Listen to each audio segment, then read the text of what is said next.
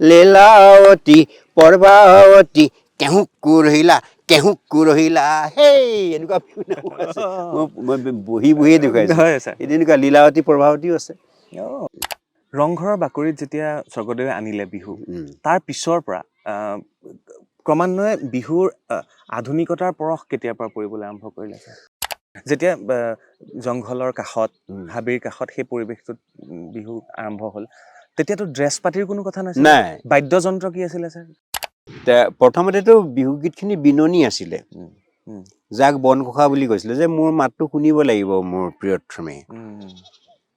প্ৰিয়তমে শুনিব লাগিব যে দেহা হ'ল অলিয়া দেহা হ'ল বলিয়া দেহা হ'ল দিহিঙৰ গৰা তোমাৰে লগতে হ'লো মই বলিয়া চিনাকি হ'বৰে পৰা বিহুত যৌনতা কেনেধৰণে উপস্থাপন হৈছে কেনেকে ভাবে আই নৈৰে পাৰৰে নাৰায়ণ শিমলু ঐ অ তাতে ললে কুৰু আই বা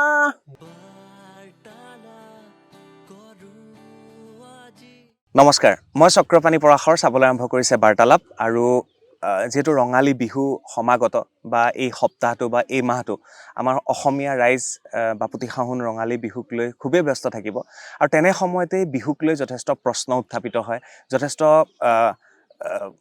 কথা বতৰা চলি থাকে যে বিহু কোন দিশে ক'ৰ পৰা বিহুৰ আৰম্ভ হৈছিলে কি কথা এই সকলোবিলাক সাঙুৰি আজি আমি কিছু কথা পাতিব বিচাৰিছোঁ মই মৰাণলৈ আহিছোঁ মৰাণৰ এখন বিশেষ খেলপথাৰত বৰ্তমান মই বহি আছোঁ আৰু মোৰ লগত উপস্থিত আছে আচলতে ক'বই নালাগে তেখেত কোন তেখেত গৱেষক ভাৰতীয় গৱেষক সাহিত্যিক লেখক নাট্যকাৰ তেখেত শিক্ষক অনিল শইকীয়া ছাৰ নমস্কাৰ নমস্কাৰ সময়খিনি দিলে আপুনি তাৰ বাবে অশেষ ধন্যবাদ বিহু সমাগত পৰিৱেশটো ছাৰেই ক'লে যে এনেকৈ ফিল্ডত বহি ল'লে ভাল লাগিব নেকি গৰু কেইটামান চাইডে দেখা পাব আপোনালোকে মাজে মাজে আহিবও পাৰে মই ভাবিলোঁ আজিৰ এই অনুষ্ঠানটোত আমি ছাৰৰ লগত কিছু সাত বিহুৰ কথা বিহুৰ জন্মৰ কাহিনী বৰ্তমান বিহু কোন দিশে এই সম্পূৰ্ণ কথাসমূহ আলোচনা কৰিবলৈ বিচাৰিম ছাৰ ক'ৰ পৰা আৰম্ভ কৰিম মই নাজানো কাৰণ আপুনি পণ্ডিত হয় আপুনি চৰ্চা কৰে আপুনি গৱেষণা কৰে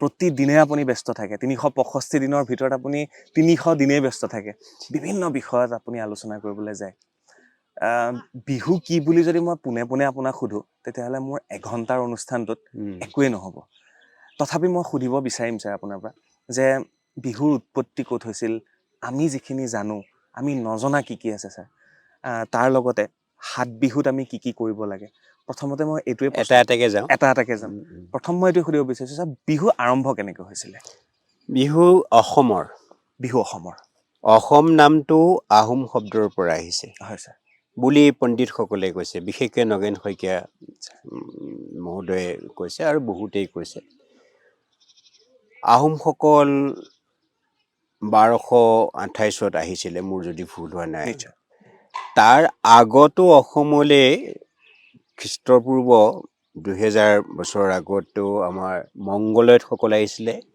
চীনৰ য়াংচি কিয়াং আৰু হুৱাংহো নদীৰ পাৰত তেওঁলোক দুটা ঠালৈ এটা গংগা নদীৰ ফালে গ'লে এটা ইয়ালৈ আহিলে তাৰো আগতে অষ্ট্ৰিকসকল আহিছে বুলি কৈছে তে এই অষ্ট্ৰিকসকল মংগোলয়তসকলৰ মাজত অস্ত্ৰ মংগোলয়ত হৈছে এইবোৰ জটিল কথা আৰু কিন্তু সেই মংগোলয়তসকল অষ্ট্ৰিকসকল যিখিনি মংগোলয়ত বেদত কিৰাত বুলি কৈছে কিৰাত পুত্ৰ বিষ্ণু ৰাভাই আৰু সেইখিনিৰ পৰাই আমাৰ বড়ো কছাৰী চুতীয়া ডিমাচা তিৱা এনেকুৱা জনগোষ্ঠীৰ জন্ম হৈছে বুলি কৈছে যাক আমি ভূমিপুত্ৰ বুলি কওঁ যে হওক অষ্ট্ৰিকসকলৰ এটা অংশ খাচীসকল বুলি কৈছে আৰু বহুত অষ্ট্ৰিক শব্দ আমাৰ অসমীয়া শব্দত এতিয়া পোৱা যায় বহুত শাক পাচলিৰ নাম পালেং মেডেলুৱা ইত্যাদি তেনেকৈ বহুত মংগোলয়ত শব্দ পোৱা যায় যে হওক এই যে লীলা গগৈয়ে কৈছে যে বসন্তকাল যেতিয়া আহে তেতিয়া প্ৰত্যেক জাতি জনগোষ্ঠীৰ যি য'ত নাথাকক লাগিলে এটা মন আনন্দত আকুলিত হয় কেতিয়াৰ পৰা মোক সুধিছে যেতিয়াৰ পৰা মানুহৰ 3টা মৌলিক সমস্যা দূৰ হৈছিল। এটা হৈছে ভঁৰালত ধান মুঠি, তাৰমানে কৃষি কৰাৰ পিছৰ পৰা, বাসস্থান সজাৰ পৰা আৰু বস্ত্ৰ শিল্প আৰম্ভ হোৱাৰ পৰা। তেন মৌলিক সমস্যা 3টাই: অন্ন, বস্ত্ৰ, বাসস্থান। আৰু সেই 3টা যেতিয়া মৌলিক সমস্যা কেতিয়া হ'ব পাৰে, 1000 বছৰৰ আগতো হ'ব পাৰে, 2000 বছৰ। কিন্তু এটা কথা ঠিক যে মানুহ পৰ্বতৰ গুহাত আছিলে, গছৰ খুৰঙত আছিলে, জন্তুৰ কেঁচা মঙহ খাইছিলে, সেইটো কথা ঠিক। কিন্তু লাহে লাহে লাহে লাহে যেতিয়া কৃষি কৰিবলৈ শিকিলে, প্ৰথমতে শুকান খেতি কৰিছিলে। শুকান খেতি কৰাৰ পিছত এই যে জনগোষ্ঠীসমূহ আহিছে, সকলোৰে খেতি কৰিবলৈ আৰম্ভ কৰিছে এটা সময়ৰ পৰা। বৰ বেছি বিস্তাৰিত মই নকৰোঁ। সেই খেতি কৰাৰ পিছৰ পৰা মানুহে যিটো আজৰি সময় পালে, সেই আজৰি সময়টো হৈ পৰিলে নিশ্চিন্ত আজৰি সময়, ডেম কেয়াৰ ফ্ৰী টাইম। আগতো আজৰি সময় আছিলে, পহু এটা মাৰি খালে, কিন্তু কাইলৈ কি খাব এটা চিন্তা পৰিকল্পনা আছে ন। এতিয়া কিন্তু যে ধান মুঠি আছে বছৰতলে, সৰিয়হ আছে, কোমোৰা আছে শুকাই থোৱা, যে আলু আছে, চব আছে, পুখুৰীত মাছ আছে, বাৰীত শাক পাচলি আছে, তামোল পাচলি আছে, চব আছে, খুঁটিত মহ আছে, গোহালিত গৰু আছে। চব ফালৰ পৰা যেতিয়া উভৈ নদী আৰু অফুৰন্ত আজৰি সময়, কোন সময় আজৰি সময়? খেতি কৰাৰ শেষৰ সময়ছোৱা, হয় আহিন মাহৰ সেইখিনিত কাতি বিহু পাতে, আৰু ধান চপোৱাৰ পিছত মাঘৰ বিহু পাতে, আৰু পাছত লাহে লাহে বতৰ ফৰকাল হৈ আহে। তেতিয়া সকলো জনগোষ্ঠীয়ে, কোনোবাই বিচু, কোনোবাই বিচুৱা, কোনোবাই বিচুমা, আমাৰ আহোমসকলে পৈহু বা বৈহু মানে গৰুক গা ধুওৱা কথাটো কৈছে, যে গৰুক গা ধুৱাইছিলে। গৰুক কিয় গা ধুৱাইছিলে? যে আমাৰ মানে মানুহৰ কৃষিৰ কাৰণে আটাইতকৈ দৰকাৰী বস্তু কি? গৰু। গৌক পূজা কৰিছিলে। সেই গৌ পূজা কৰাটোক টাই শব্দত পৈহু, গৰুৰ গা ধুওৱা, পৈহু শব্দৰ পৰা বিহু হোৱাৰ সম্ভাৱনা বেছি। বা বিচু, বিচুমা, বিচুৱা, এতিয়া মিচিংসকলে বিহু বুলি কয়। বিচুৱা বুলি এটা উৎসৱ আছে বৰ্তমান আছে। এতিয়া মিচিংসকলে বিহু বুলি কয়, বিহু বুলি কয়। তেনেকে বিহুটো আহিলে যে, তেনেকে এই যে ফাগুন চ'ত মহীয়া ডেকা গাভৰুসকলে এই অৰণ্যৰ কাষলৈ গৈ, বা নদীৰ পাৰলৈ গৈ, বা পথাৰৰ মাজত ছাঁ পৰা ঠাইত, জুৰীয়া আহঁতৰ তলত, তেওঁলোকে মনৰ যিবোৰ অনুভৱনো তেতিয়া কি হ'ব পাৰে? তেতিয়াতো বিদ্যালয় নাই, মহাবিদ্যালয় নাই, কোৰ্ট নাই, কাছাৰী নাই, একোৱেই নাই। চব ফালে মাটি, ভূমি, অৰণ্যৰ মাজে মাজে লুংলুঙীয়া বাট। তেখেতসকলৰ চিন্তা এনেকুৱা লাগে বিহুগীতসমূহ শুনিলে, যে এটা জুৰীয়া জীৱন আৰম্ভ কৰিব লাগে। সেইকাৰণে বিহুগীতসমূহত প্ৰেম, মিলন, বিৰহৰ বতৰা। বিহুগীতসমূহত প্ৰথম 2টা শাৰীত এটা প্ৰকৃতিৰ উপমা, বা এটা সমসাময়িক কালৰ ঘটনা, বা দেৱ দেৱীলৈ প্ৰাৰ্থনা, বা এটা ৰূপক। দ্বিতীয় শাৰীটোত প্ৰেম, মিলন, বিৰহ, অনুযোগ, অভিমান আদিৰ বতৰা। কিন্তু এনেকুৱা বিহুনামো আছে য'ত কেৱল অকল মনৰ বতৰাই থাকে, তেনেকুৱা বিহুনামো আছে। এতিয়া দেৱ দেৱীলৈ প্ৰাৰ্থনা, প্ৰথমে প্ৰণামো আই সৰস্বতী, এইবোৰ পিছত আহিছে বাৰু। আই সৰস্বতী লং ফুল বকুলি, তোমালৈ মানি যাওঁ কি, তোমালৈ মানি যাওঁ শুকুলা ছাগলী, মাহে পৰমানে দি। সেয়া বৈষ্ণৱ ধৰ্মৰ আগত আহিছিলে বাৰু। যি হওক, তেনেকে অৰণ্যৰ মাজত নহয় কিন্তু দেই, অৰণ্যৰ কাষতহে প্ৰথম অৱস্থাত, কাৰণ তাত বাঘ, ভালুক, বনৰীয়া জীৱ জন্তু আছে। ৰাতিটো প্ৰশ্নই অহা নাই। ৰাতিলে পাছলে হৈছে, আমাৰ যেতিয়া তেলৰ আৱিষ্কাৰ হৈছে, কিবা কিবি হৈছে, গোটেই ৰাতি হ'ব পাৰে, কিন্তু অৰণ্যৰ মাজত নহয়, অৰণ্যৰ কাষত, গাঁৱৰ ওচৰত, অৰণ্যৰ কাষত। তেনেকে কিবা পৰিৱেশ সৃষ্টি কৰি ল'ব পাৰে, যে হওক, সেই যে কৰি আছিলে, তেতিয়া এটা দিন আহিলে যে ই এটা নান্দনিক ৰূপ পৰিগ্ৰহ কৰিলে। নাচবিলাক দেখিবলৈ ধুনীয়া হৈছে, গীতবিলাক ধুনীয়া হৈছে। ল'ৰাই যিমান বিহুনাম ৰচনা কৰে, নাৰীয়েও সিমান বিহু নাম ৰচনা কৰিছিলে মূলতঃ সেই সময়ত যিটো বিহু কৰিছিলে ৰজনীকান্ত বৰদলৈয়ে 1925 চনত তেনেকুৱা বিহুৰ নাম লগ বিহু বুলি কৈছে লগ বিহু 1925 চনৰ ৰঙিলী উপন্যাসত ৰঙিলীয়ে খতৰামক কৈছে ৰাতিলৈ আহিবি লগ বিহু কৰিম সেই যে আজিকালি মুকলি বিহু বোলে মুকলি বিহু মই পাছত পাতিম বাৰু মাজতে এটা প্ৰশ্ন সুধো ছাৰ যেতিয়া জংঘলৰ কাষত হাবিৰ কাষত সেই পৰিৱেশটোত বিহু আৰম্ভ হ'ল তেতিয়াতো ড্ৰেছ পাতিৰ কোনো কথা নাছিল নাই বাদ্যযন্ত্ৰ কি আছিলে ছাৰ বাদ্যযন্ত্ৰ লাহে লাহে আহিছে প্ৰথম বাদ্যযন্ত্ৰটো হাত চাপৰি আছিলে পাছলে বাদ্যযন্ত্ৰ গগনা আহিছে টকা আহিছে বাঁহেৰে নিৰ্মিত বাঁহেৰে নিৰ্মিত গগনা আহিছে তাৰপিছলৈ ঢোল আহিছে ঢোল আগতেই আহিছে কিন্তু আমাৰ শতিকা জোৰা প্ৰথমতেতো বিহুগীতখিনি বিননি আছিলে যাক বনঘোষা বুলি কৈছিলে যে মোৰ মাতটো শুনিব লাগিব মোৰ প্ৰিয়তমে শুনিব লাগিব যে দেহা হ'ল অলিয়া দেহা হ'ল বলিয়া দেহা হ'ল দিহিঙৰ গৰা তোমাৰে লগতে হ'লো মই বলিয়া চিনাকি হ'বৰে পৰা তে মন কৰিছেনে ছোৱালীজনীয়ে কৈছে কি বুলি ধৰক তেনেকুৱা সময়ত নাৰীয়ে কি কৈছে নৈ দেখি লাগিলে পানীৰে পিয়াহতি তোমাক দেখি লাগিলে দয়া হাতৰ কটা তামোল হাততে শুকালে নহলা নিজৰে গয়া এইখিনি যদি ভালকে অনুবাদ কৰে চায়েৰী হৈ যাব সেইখিনি একদম সেই নৈ সিপাৰৰ কোনোবাই শুনাৰকে গাইছিলে আই নৈৰে পাৰৰে নাৰায়ণ শিমল ঐ তাতে ললে কুৰু আই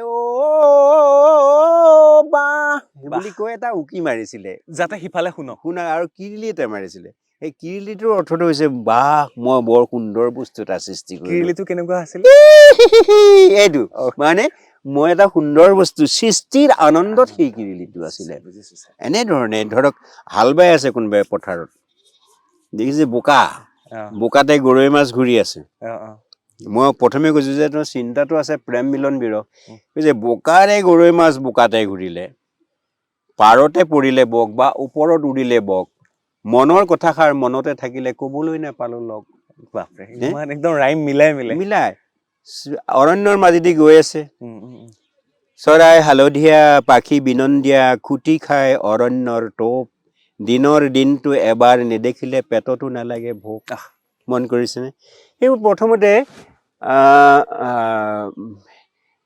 কি কম তালবিহীন ভাৱে এডলিফ তালবিহীন ভাৱে গাইছিলে হায়ৈ বুলি গাইছিলে হায়ৈ চৰাই হালধীয়া পাখি বিনন্দীয়া ঐ খুটি খাই অৰণ্যৰ টোপ এইটো তেনেকে গাইছিলো লাহে লাহে লাহে লাহে হাত চাপৰি লাহে লাহে এই চাপৰিটোতো বৈশিষ্ট্য আছে প্ৰথমটো কোমল দ্বিতীয়টো টান খিটগিনি মন কৰিছেনে সেইকাৰণে জোপটো তেনেকেহে আহিব খিটগিনি এনেকে আহিব চৰাই হালধীয়া পাখি বিনন্দীয়া এইটো সুৰত গাবলৈ ধৰিলে আৰু যেতিয়া সুৰত গাবলৈ ধৰিলে নাচটো আহি গ'ল আৰু নাচটো বিভিন্ন ধৰণৰ নাচ আহিলে ইয়াত হাত দিলে ইয়াত হাত দিলে ইয়াত হাত দিলে এনেকে কৰিলে হাতবিলাক এনেকুৱা কৰিলে হাতবিলাক বিভিন্ন ধৰণে হাত দিলে ল'ৰাই বেলেগ ধৰণৰ হাত কৰিলে এইটো দিবলৈ ললে সেই ধৰণে যেতিয়া ধুনীয়া হ'ল তেতিয়া ডেকা ল'ৰাবিলাকে ভাবিলে এটা কাম কৰা যাওক পৰিকল্পিত কৰা যাওক নহয় যে এইটোতো আৰু চ'ত মাহ শেষ হ'ল বহাগৰ পৰা খেতি কৰিব লাগিব গতিকে বহাগৰ বিহুতে গাঁৱৰ বাটেদি এক চাক দি দিয়া যাওক বিহু মাৰিব সেই জংঘলৰ কাষৰ পৰা গাঁৱৰ বাটলৈ আহিল গাঁৱৰ বাটলৈ আহিল বুলি পণ্ডিতে একচাম পণ্ডিতে কৈছে এচামে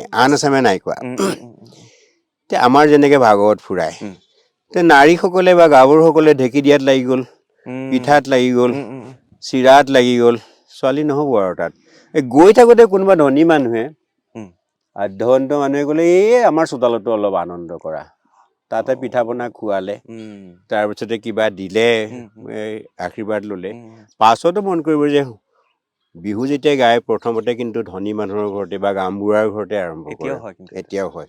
কিন্তু আন এটা তত্ত্ব মতে পণ্ডিতসকলে কৈছে, বিশেষতঃ লীলা গগৈয়ে, আহোম ৰজাসকলে বিহুৰ পৃষ্ঠপোষকতা কৰিছিলে, বিশেষকৈ স্বৰ্গদেউ ৰুদ্ৰসিংহই 1696 পৰা 1714 এই সময়ছোৱাত ৰংঘৰৰ বাকৰিলে বিহুক মাতি নিছিলে আৰু পৃষ্ঠপোষকতা কৰিছিলে, প্ৰতিযোগিতা পাতিছিলে। পতাৰ পিছতে শেষ হোৱাৰ পিছত কিন্তু ৰজাৰ ঘৰত গাবলৈ মাতিলে আৰু ৰাইজখনক মান্যতা কৰি ৰাইজক সেৱা কৰিলে। লীলা গগৈয়ে কৈছে, ৰজাই যেতিয়া মাতিলে, বৰগোহাঁয়ে মাতিলে, বৰফুকনে মাতিলে, বৰবৰুৱাই মাতিলে, হাজৰিকাই মাতিলে, শইকীয়াই মাতিলে, বৰাই মাতিলে, পৰাশৰে মাতিলে, গোটেই সমাজখনলৈ বিয়পি পৰিল। তেনেকে হুঁচৰি হৈছে বুলি কৈছে। ৰজাৰ ঘৰত গাবলৈ যাওঁতে কিন্তু বিহু বহুত পৰিশীলিত হৈছিলে, ভয় কৰি কৰি গাইছিলে। তেতিয়া বহুত ধৰণৰ বিহু নাম ৰচনা হৈছিলে। এতিয়া বিহু নামৰো এটা ক্ৰম বিকাশ আছে, সেইটো এটা বিশল অধ্যায়, কেনেকে সলনি হৈছে। ৰজাৰ স্বৰ্গদেউ ওলালে, বাটচৰাৰ মুখলৈ দুলিয়াই পাতিলে তোলা, গাইছে, গাতে জিলিকিলে মকৰে কুণ্ডল, কাণত জিলিকিলে মকৰে কুণ্ডলে, বা নৰাৰ জাঙে পায়, গাতে গুমচেঙৰ চোলা। ৰজাৰ ঘৰত বিহু গাওঁতে ভয় কৰিছে, হে দেউতা ঈশ্বৰ ঐ নামত নধৰিবা, হে দেউতা ঈশ্বৰ ঐ পদত নধৰিবা, দেউতা ঈশ্বৰ ঐ আমাৰ চেঙেলীয়া মন, এনেকুৱা ধৰণৰ বিহু নাম গাইছে। বাৰু যি হওক, তাৰ আগতে কোনো প্ৰত্যুৎপন্নমতি ডেকা ল'ৰাই, মই এটা কথা কওঁ যে কয় মানুহে যে বিহু নিৰক্ষৰ চহা হোজা মানুহৰ সৃষ্টি, একদম হয়। কিন্তু আৰু এটা কথা, তেখেত অকল সেইকাৰণেহে নিৰক্ষৰ যে সেই সময়ত বিদ্যালয় মহাবিদ্যালয় নায়েই, নিৰক্ষৰ নহয় কি হব? অৱধাৰিতভাৱে নিৰক্ষৰ হব লাগিব। সংস্কৃত টোল 2 এখন আছিলে, 2 এজন গৈছিলে। চহা সেইকাৰণেহে, খেতিৰ বাহিৰে একোৱেই নাই, সেইকাৰণে চহাই হ'ব লাগিব। আৰু হোজা কেনেকে হ'ব? ইমানবোৰ চৰাই নাম, ইমানবোৰ ফুলৰ নাম, ইমানবোৰ গছৰ নাম, ইমানবোৰ পথাৰৰ নাম, গাঁৱৰ নাম দিলে, ইমানবোৰ জীৱ জন্তুৰ নাম দিলে, ইমানবোৰ ফকৰা যোজনা, আই নাম, বিয়া নাম, ইমানবোৰ ৰচনা কৰিলে, সাধু কথা, কিংবদন্তি, আৰু যিখিনি কণ্ঠে কণ্ঠে, মহাকণ্ঠে, সহস্ৰ কণ্ঠে এটা প্ৰজন্মৰ পৰা আন এটা প্ৰজন্মলৈ আহি আছে। গতিকে তেখেতসকলক চহা নিৰক্ষৰ হোজা আমি বোলোৱেই, কিন্তু এটা কথা কম যে তেখেতসকলৰ বহুতৰ এটা অসাধাৰণ মেধা শক্তি আছিল, প্ৰখৰ স্মৃতি শক্তি আছিল, এটা সৃজনীশীল মন আছিল। এই সৃজনীশীল মন থকাৰ কাৰণে ৰচনা কৰিব পাৰিছিলে, অনেক ধৰণৰ ৰচনা কৰিছিলে। যে ৰজাৰ ঘৰলৈ যে যাব, চিধাই গৈ বিহুটো নকৰে। গতিকে তাৰ আগতে আমি অলপমান কি কৰিম, আনুষ্ঠানিকতা কৰিম। সেই আনুষ্ঠানিকতাখিনি কি হ'ল, ঘোষাপদ গাবলৈ আৰম্ভ হ'ল। ঘোষাপদ কি গাব এতিয়া? এই মণিপুৰৰ গীত, দনাগাভৰুৰ গীত, বা পগলা পৰৱৰ্তী গীত, বা নিজে ৰচনা কৰি হুঁচৰিয়ে চ'ত, আমি বিহু মাৰো য'ত, দেহি হৈ দুবৰি নগজে ত'ত, বা পদূলিত গনাইছে মধুলি, সেইটো পিছত আহিছে, বৈষ্ণৱ ধৰ্মৰ পিছলৈ আহিছে। এনেকুৱা ধৰণৰ, ঐ ফুল ৰমক বিজুলীৰ চমক, কাঞ্চন ভানুমতী ও, গাহা কৰে ৰমক জমক, এনেকুৱা ধৰণৰ কথা আহিলে। পগলা পৰৱৰ্তীৰ গীত, তেতেলীৰ তলতে কৰো তাতে বাতি, পাহৰি আহিলো কুচি, কুচিৰে লগতে পগলাই কিলাব যামে আইৰ ঘৰলৈ গুচি, এনেকুৱা ধৰণৰ গীতবিলাক প্ৰথমতে ঘোষাপদ হিচাপে গাবলৈ ল'লে। তাৰপিছতে যোজনা, তাৰপিছতে বিহু নাচ, এইখিনি কৰি হুঁচৰিৰ এটা আনুষ্ঠানিকতা হ'ল আৰু এটা নান্দনিক বিষয় হৈ পৰিলে। আৰু এনেকৈ বিহু আহিছে বুলি আমি ক'ব পাৰোঁ। এইটো দীঘলীয়া এটা অধ্যায়, বহুত দীঘলীয়াকে নাযাম, কাৰণ বিভিন্নজন গুণী জ্ঞানী ব্যক্তিয়ে ভিন্ন প্ৰকাৰে ইয়াৰ বৰ্ণনা কৰিছে, আৰু ছাৰে তাৰ ওপৰত গৱেষণা কৰিছে, অধ্যয়ন কৰিছে। আৰু সেইকাৰণে আমি প্ৰতি মুহূৰ্তত যে ছাৰৰ ওচৰলৈ আহোঁ, শইকীয়া ছাৰৰ ওচৰলৈ জানিবৰ কাৰণে আহোঁ, আৰু এইখিনি বিলাই দিয়াৰ দায়িত্বখিনি আমাৰ। ছাৰ, ক'ৰবাত যদি মই সোধোঁ, ক্ৰমবিকাশটো চলি আছে মই এই ক্ৰমবিকাশটো কম কওক হুঁচৰি শব্দটো কেনেকৈ আহিলে সেইটো কৈ দিয়ক এইটো বহুতে কয় যে তীৰ্থ ফুকনকে আদি কৰি পণ্ডিতসকলে ৰুংচেৰি শব্দটো তাতো তেনেকৈ ঘূৰি ঘূৰি গাইছিলে ৰুংচেৰিত সোমদেৱ হেৰি কৰি তাৰপিছতে বিষ্ণুৰাভাই কৈছে হাঁহচাৰি শব্দটোৰ পৰা হুঁচৰি উৰুলিকৃত হোৱা আনন্দত উৰুলিকৃত হোৱা হাঁহচাৰি যে ৰুংচেৰি বা হাঁহচাৰি শব্দটোৰ পৰা হুঁচৰি শব্দটো আহিছে মই সেই কথাটো কৈ ল'লোঁ দেই বিহু আৰু হুঁচৰি বিহুটো ক'লোৱে আগতে হাঁহচৰি হাঁহচাৰিৰ পৰা হুঁচৰি হৈছে বা ৰুংচেৰি ৰুংচেৰি ৰুংচেৰিটো আহোমসকলৰ বা আমাৰ এটা অনুষ্ঠান য'ত সোমদেৱ গা ধোৱাৰ পিছত বা মোৰ কোৱা ভুলো হ'ব পাৰে দেই চাৰিওফালে ঘূৰণীয়াকৈ নাচি নাচি কৰিছিলে সেইটো ৰুংচেৰি বুলিছিলে সেই ঘূৰণীয়াকৈ যিটো ৰুংচেৰি কৰিছিলে তাৰ পৰা হুঁচৰি শব্দটো আহিব পাৰে ৰংঘৰৰ বাকৰিত যেতিয়া স্বৰ্গদেৱে আনিলে বিহু তাৰ পিছৰ পৰা ক্ৰমান্বয়ে বিহুৰ আধুনিকতাৰ পৰশ কেতিয়াৰ পৰা পৰিবলৈ আৰম্ভ কৰিলে আধুনিকতাৰ পৰশ পৰাৰ অলংকাৰ হওক ইংৰাজসকল অসমলৈ অহাৰ লগে লগে ইংৰাজসকল অসমলৈ অহাৰ লগে লগে আধুনিকতাৰ পৰশটো পৰিছে বুলি অনুমান কৰিব পাৰি তাৰ প্ৰমাণ কি এতিয়া মোক ক'ব লাগিব নহয় আজিকালি কথা ক'লেই ফেচবুকত লিখিয়ে দিয়ে এইজনে এনেকৈ কৈছে আকৌ এইটো শুনক বাৰু যে ইংৰাজসকল অহাৰ আগলৈ অসমীয়া সমাজখন বা অসমৰ মানুহৰ সমাজখন অসমীয়া সমাজখন বা অসমীয়া মানুহৰ সমাজখন অসমৰ মানুহৰ সমাজখন অকল কৃষিজীৱী আছিলে এটা জীৱিকাৰ সমাজ আছিলে কৃষি কৃষি কৃষি ইংৰাজসকল অহাৰ লগে লগেই সমাজখন দুটা খণ্ডলৈ ৰূপান্তৰ হ'ল এটা কৃষি খণ্ড এটা চাকৰি খণ্ড ইংৰাজ অহাৰ লগে লগেই তেল কোম্পানী হ'ল গেছ কোম্পানী হ'ল ৰেল কোম্পানী হ'ল চাহ বাগিচা হ'ল কোৰ্ট হ'ল কাছাৰী হ'ল স্কুল হ'ল ৰাস্তা ঘাট হ'ল ৰেল আহিলে ইত্যাদি অহাৰ লগে লগে এই যে বিদ্যালয়ো হ'ল এচাম মানুহ ইংৰাজসকলেই পঢ়ুৱাই শুনাই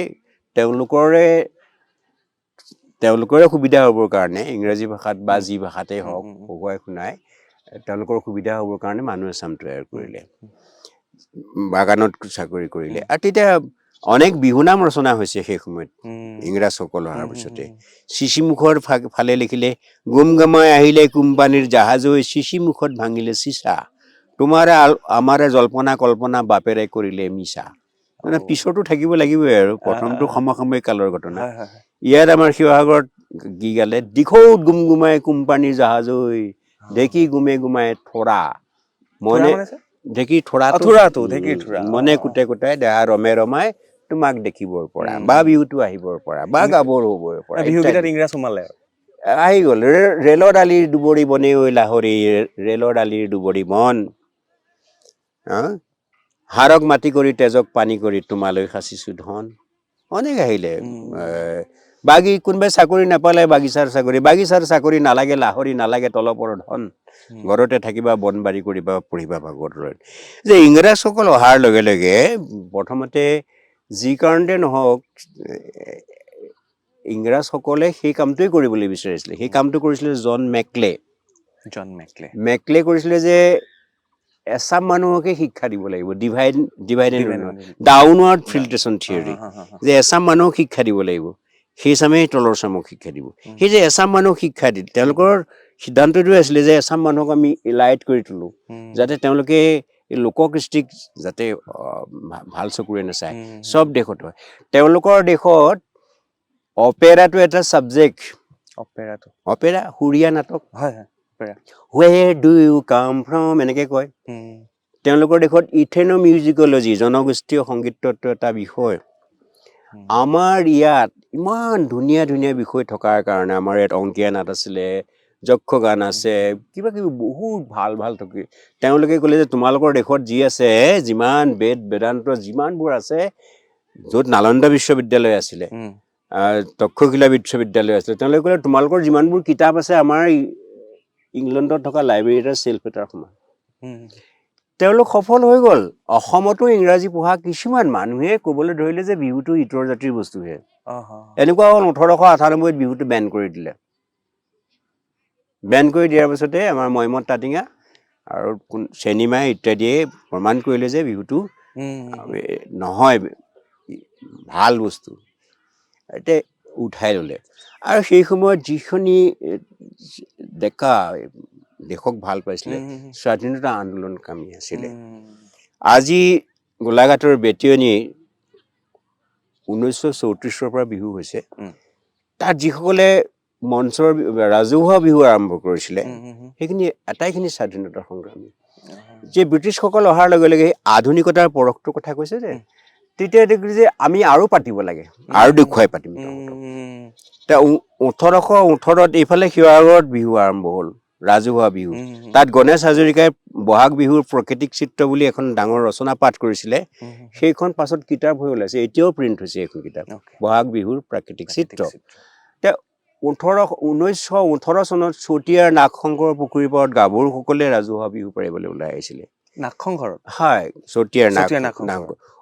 1922 চনত 52 ৰমঞ্চত অসমীয়া ভাষা উন্নতি সভাত তেখেতসকলে বিহু আৰম্ভ কৰিছিলে। এইখিনি চব লিখিত তথ্য আছে। 1933ত পৰা এতিয়ালৈকে একদম ধাৰাবাহিকভাৱে চতিয়াত ৰাজহুৱা বিহু হৈ আছে। 1933 বছৰত 34ত হৈছে বেটিয়নীত, 35ত হৈছে দেৰগাঁৱত, 41ত হৈছে শিৱসাগৰত। আধুনিকতাৰ কথা কৈছে ন। পৰাগ চলিহা আৰু মহেশ্বৰ নেওগ সম্পাদক আছিলে, বিয়োগী কবি ৰঘুনাথ চৌধুৰী মুকলি সভাৰ সভাপতি আছিলে। 1946ত ঢিঙত, 1948ত ইয়াত। একদম প্ৰথম অসমত ক'ত বুলি ক'ব পাৰি? মই ক'ম এতিয়া যে 1948ত ডিব্ৰুগড়ত জ্যোতি ৰচনাৱলীত সেই চিঠিখনো আছে, ডিব্ৰুগড়ৰ বিহুৰ চিঠিখন, য'ত জ্যোতিপ্ৰসাদ আগৰৱালাই সভাপতিত্ব কৰিছিলে। 1952ত ৰাধা গোবিন্দ বৰুৱাৰ উপসভাপতিত্বত যেতিয়া গুৱাহাটীত হৈ গ'ল, সেয়াকে প্ৰথম বুলি কয় মঞ্চত পতা বিহু। যি হওক, লতাশিলৰ। কিন্তু তাৰ আগতো বিহু তেনেকে হৈ আছিল। এতিয়া শিৱসাগৰ 1918ত হ'ল, 1941ত হ'ল, ৰাজহুৱাকে পাতিছিলে। তাতে কিন্তু প্ৰতিযোগিতা পাতিছিলে বিহু। মোৰ ওচৰত এতিয়া বেটিয়নীৰ সেই লিফলেটবিলাক আছে 1952, তেখেতসকলে মোক দিছে। কি প্ৰতিযোগিতা পাতিছিলে? বিহু নাচৰ প্ৰতিযোগিতা পাতিছিলে, আধুনিক গীতৰ প্ৰতিযোগিতা পাতিছিলে, দৌৰ প্ৰতিযোগিতা পাতিছিলে। মই আৰু এটা কথা পাওঁ, 1935 চনৰ পৰা জামুগুৰি ঘাটতো ৰাজহুৱা বিহু পাতিছে, যাৰ নাম দিছে মুকলি বিহু। এই মুকলি বিহু মানে মুকলি পথাৰখনত চব দল আহিব, হালকুৰ বাই আহিও কোনোবাই বিহু কৰিব, যিকোনো গাঁৱৰ দল আহিব, অনেক গাঁৱৰ দল আহি বিহু কৰিছিলে মুকলি বিহু। এই পাছত কিন্তু এই মুকলি বিহু শব্দটো 1968 চনত লীলা গগৈয়ে তেতিয়া কৈছে যে বিহু দুই ধৰণে পৰিবেশন কৰা হয়, এটা সমজুৱা, এটা মুকলি। সমজুৱাটো হৈছে হুঁচৰি আৰু মুকলিটো হৈছে ডেকা গাভৰুৰ বিহু। আৰু এটা পৰিবেশ কলা আছে যে অকল গাভৰুসকলে কৰে, সেইটো জেং বিহু বোলে বা গাভৰু বিহু বোলে, আৰু ব্ৰহ্মপুত্ৰৰ উত্তৰ পাৰে টকা বিহু বোলে। এইকেইটা হৈছে পৰিবেশন শৈলী। এই পৰিবেশন শৈলী এতিয়া আধুনিকতাৰ কথাটো ক'লে যে ইংৰাজসকল অহাৰ লগে লগে সেই মঞ্চৰ বিহুটো আহি গ'ল। মঞ্চলে আগতে চোতালত বিহু গাই আছিলে, যাৰ যেনেকে ইচ্ছা গাই আছিলে, যেনেকে ইচ্ছা তেনেকে নীতি নিয়ম খুব নাছিলে। নীতি নিয়ম কৰিবলৈ কিটো আছে? কোনোবা মন গৈছে এনেকে নাচিছে, কোনোবাই এনেকে হাইয়া ফুৰ্তি সেইটোলে চা বুলি যে ফূৰ্তি কৰিছে। তাৰ মাজতো কিন্তু কয় সি মেধিৰ পুতেকে বৰ ভাল নাচেও। এই মেধি পুতেকে যে বৰ ভাল নাচে, সেইটো কিন্তু ৰুট মডেল হৈ পৰে। তাতো কিন্তু বিচাৰ হৈ থাকে যে মেধিৰ পিছেকে মেধিৰ পুতেকৰ নিচিনাকে নাচিম, আমুকে কিন্তু বৰ ভাল ঢোল বজায়ও, তাৰ নিচিনাকে গম পালে। সেই যে চোতালত কৰি আছিলে, চোতালখনি আছিলে আখৰাৰ থলী। তাৰ ঢোল যে বজাইছিলে, ডাও ডাও ডাও ডাও বহুত বাৰ বজাইছিলে, আমিও লগতে ডাও ডাও ডাও ডাও টাক টাকি দিঘিনি বহুত বাৰ বজায়। বহুত বাৰ বজোৱাৰ পিছত একেটা বিহু নামকে বহুত বাৰ গাই থাকে ঘূৰাই ঘূৰাই, সেইটো জাত নাম বোলে, মই পাছত ক'ম বাৰু। এই মঞ্চলৈ অহাৰ লগে লগে প্ৰতিযোগিতা আহি গ'ল। 1952 চনৰ পিছত লাহে লাহে প্ৰতিযোগিতা আহি গ'ল। প্ৰতিযোগিতাত বিভিন্ন স্থানৰ পৰা বিভিন্ন ধৰণৰ বিচাৰক যাবলৈ ধৰিলে, মাননীয় বিচাৰকসকল। কিন্তু মৰাণসকলৰ বিহুৰ লগত হুম। সোণোৱাল কছাৰীসকলৰ বিহুৰ মৰাণসকলৰ বিহু এটা বেলেগ ঐতিহ্য আছে। সোণোৱাল কছাৰীসকলৰ বিহুটো 4টা ভাগ। প্ৰথম ভাগ চোৱা বাৰে মন্ত্ৰ শুকমণি কৌডাল ধাৰি নিধাৰি বুলি বাৰে মন্ত্ৰ গায়। পোৱাৰী গীত আছে, তাৰপিছতে লাষ্টত থিয় গীত আছে, বৰগীত আছে। বৰগীত মানে আমাৰ শংকৰদেৱৰ বৰগীত নহয়, বৰগীত আছে, সেইটো সোণোৱাল কছাৰীসকলৰ। তেনেকে মৰাণসকলে ঢোলৰ খুঁট বোলে, যেই হওক। ধুনীয়া লাগিছে গৰু আহিছে, এইফালে অলপ দেখুৱাই দিয়ক। আমি এনেকে বিহুৰ কথা পাতিছে। এই মই কৈ আছো যে আৰু আঞ্চলিক বৈশিষ্ট্য আছে। গোলাঘাটৰ বিহুত লহৰী আছে। আমাৰ এই বকতা অঞ্চলত এটা সাংঘাতিক ধৰণৰ বিহু আছে। যোৰহাটৰ ৰংদৈ দৰগাঁৱত এটা বিহু নাচ আছে, যাক আমি ৰিফৌ ফিফৌ বুলি কওঁ। ৰিফৌ ফিফৌ তললে মূৰ কৰি নাচে। ৰিফৌ ফিফৌ তাকো গুম আগুম বুলি কৈ তললে মূৰ কৰি নাচে। ৰিফৌ ফিফৌ তাকো গুম আগুম। এইটো মই এবাৰ নিমাইজানৰ বিহুক যেতিয়া শিকালো, বিচাৰকসকলে কি বুক ডাউন মাৰিবলৈ আহিছে। কিন্তু মই এইটো 1960 চনৰ পৰা দেখি আছো। 1960 চনত যিকেইজনে নাচিছে তেখেতসকলৰ বয়স যদি 25 হয়, তেতিয়াহ'লে তাৰ পৰা 25 কৰিলে কিমান হ'ব? 60 মন কৰিছেনে? যেই হওক, তেতিয়া ভুল শুদ্ধৰ কথা আহিলে, এইটো হোৱা নাই, এইটো হৈছে, এইটো সুৰ ভুল হৈছে। তেতিয়া তুলনাৰ কথা আহিলে, আমুক দলতকে আমুক দলটো ভাল হৈছে, আমুক দলতকে আমুক দলটো ভাল হৈছে, আমুক নাচনীতকে আমুক নাচনী ভাল হৈছে। তোমালোকৰ তাত যে 5জনী ছোৱালীয়ে নাচি আছিলে, তাৰ ভিতৰত কোনে ভাল নাচে কোৱাচোন? ছাৰ বৰ্ণালীয়ে ভাল নাচে। তেতিয়াহ'লে নহয়, বাকী 4জনীয়ে ভুল নাচিছিলে নেকি? কেতিয়াও নহয়, ভুলটো নাচা নাই। তাৰমানে তুমিও কৈ দিলা যে তুলনামূলক ভিতৰত 5গৰাকী নাচনীৰ ভিতৰত বৰ্ণালীয়ে ভাল নাচে। গতিকে এনেকে তুলনা কৰা হয়। ভুলো কেতিয়াবা হ'ব পাৰে, সেইটো বেলেগ কথা। মুঠতে বিহুৰ কোনো নীতি নিয়ম নাই, নীতি নিয়ম নাইকিয়া নহয়। এতিয়া হুঁচৰিত একেবাৰে হুঁচৰিমূলক গীত আছে, হুঁচৰিত গোৱা গীত আছে। হুঁচৰিত সেই প্ৰেম প্ৰীতিৰ গীত নেগায়গে। অনেক ধৰণৰ গীত আছে। কি টঙালি বান্ধিলি উজালি উজালি উজালি উজালি অতীত সোঁৱৰাই বলা যাওঁ আগুৱাই হাততে হেংদাং লৈ। এইটো মুকলি বিহুত নেগায়। ইয়াৰ লগত জাত কি গাব? সোণৰ ধোঁৱা খোৱাত কি টঙালি বান্ধিলি উজালি উজালি খালি তই মণিৰাম কি টঙালি বান্ধিলি উজালি উজালি। এনেকুৱা লহৰীৰ নাম গাব। লাহে লাহে লাহে বান্ধৈ, এনেকুৱা নামবিলাক গাব।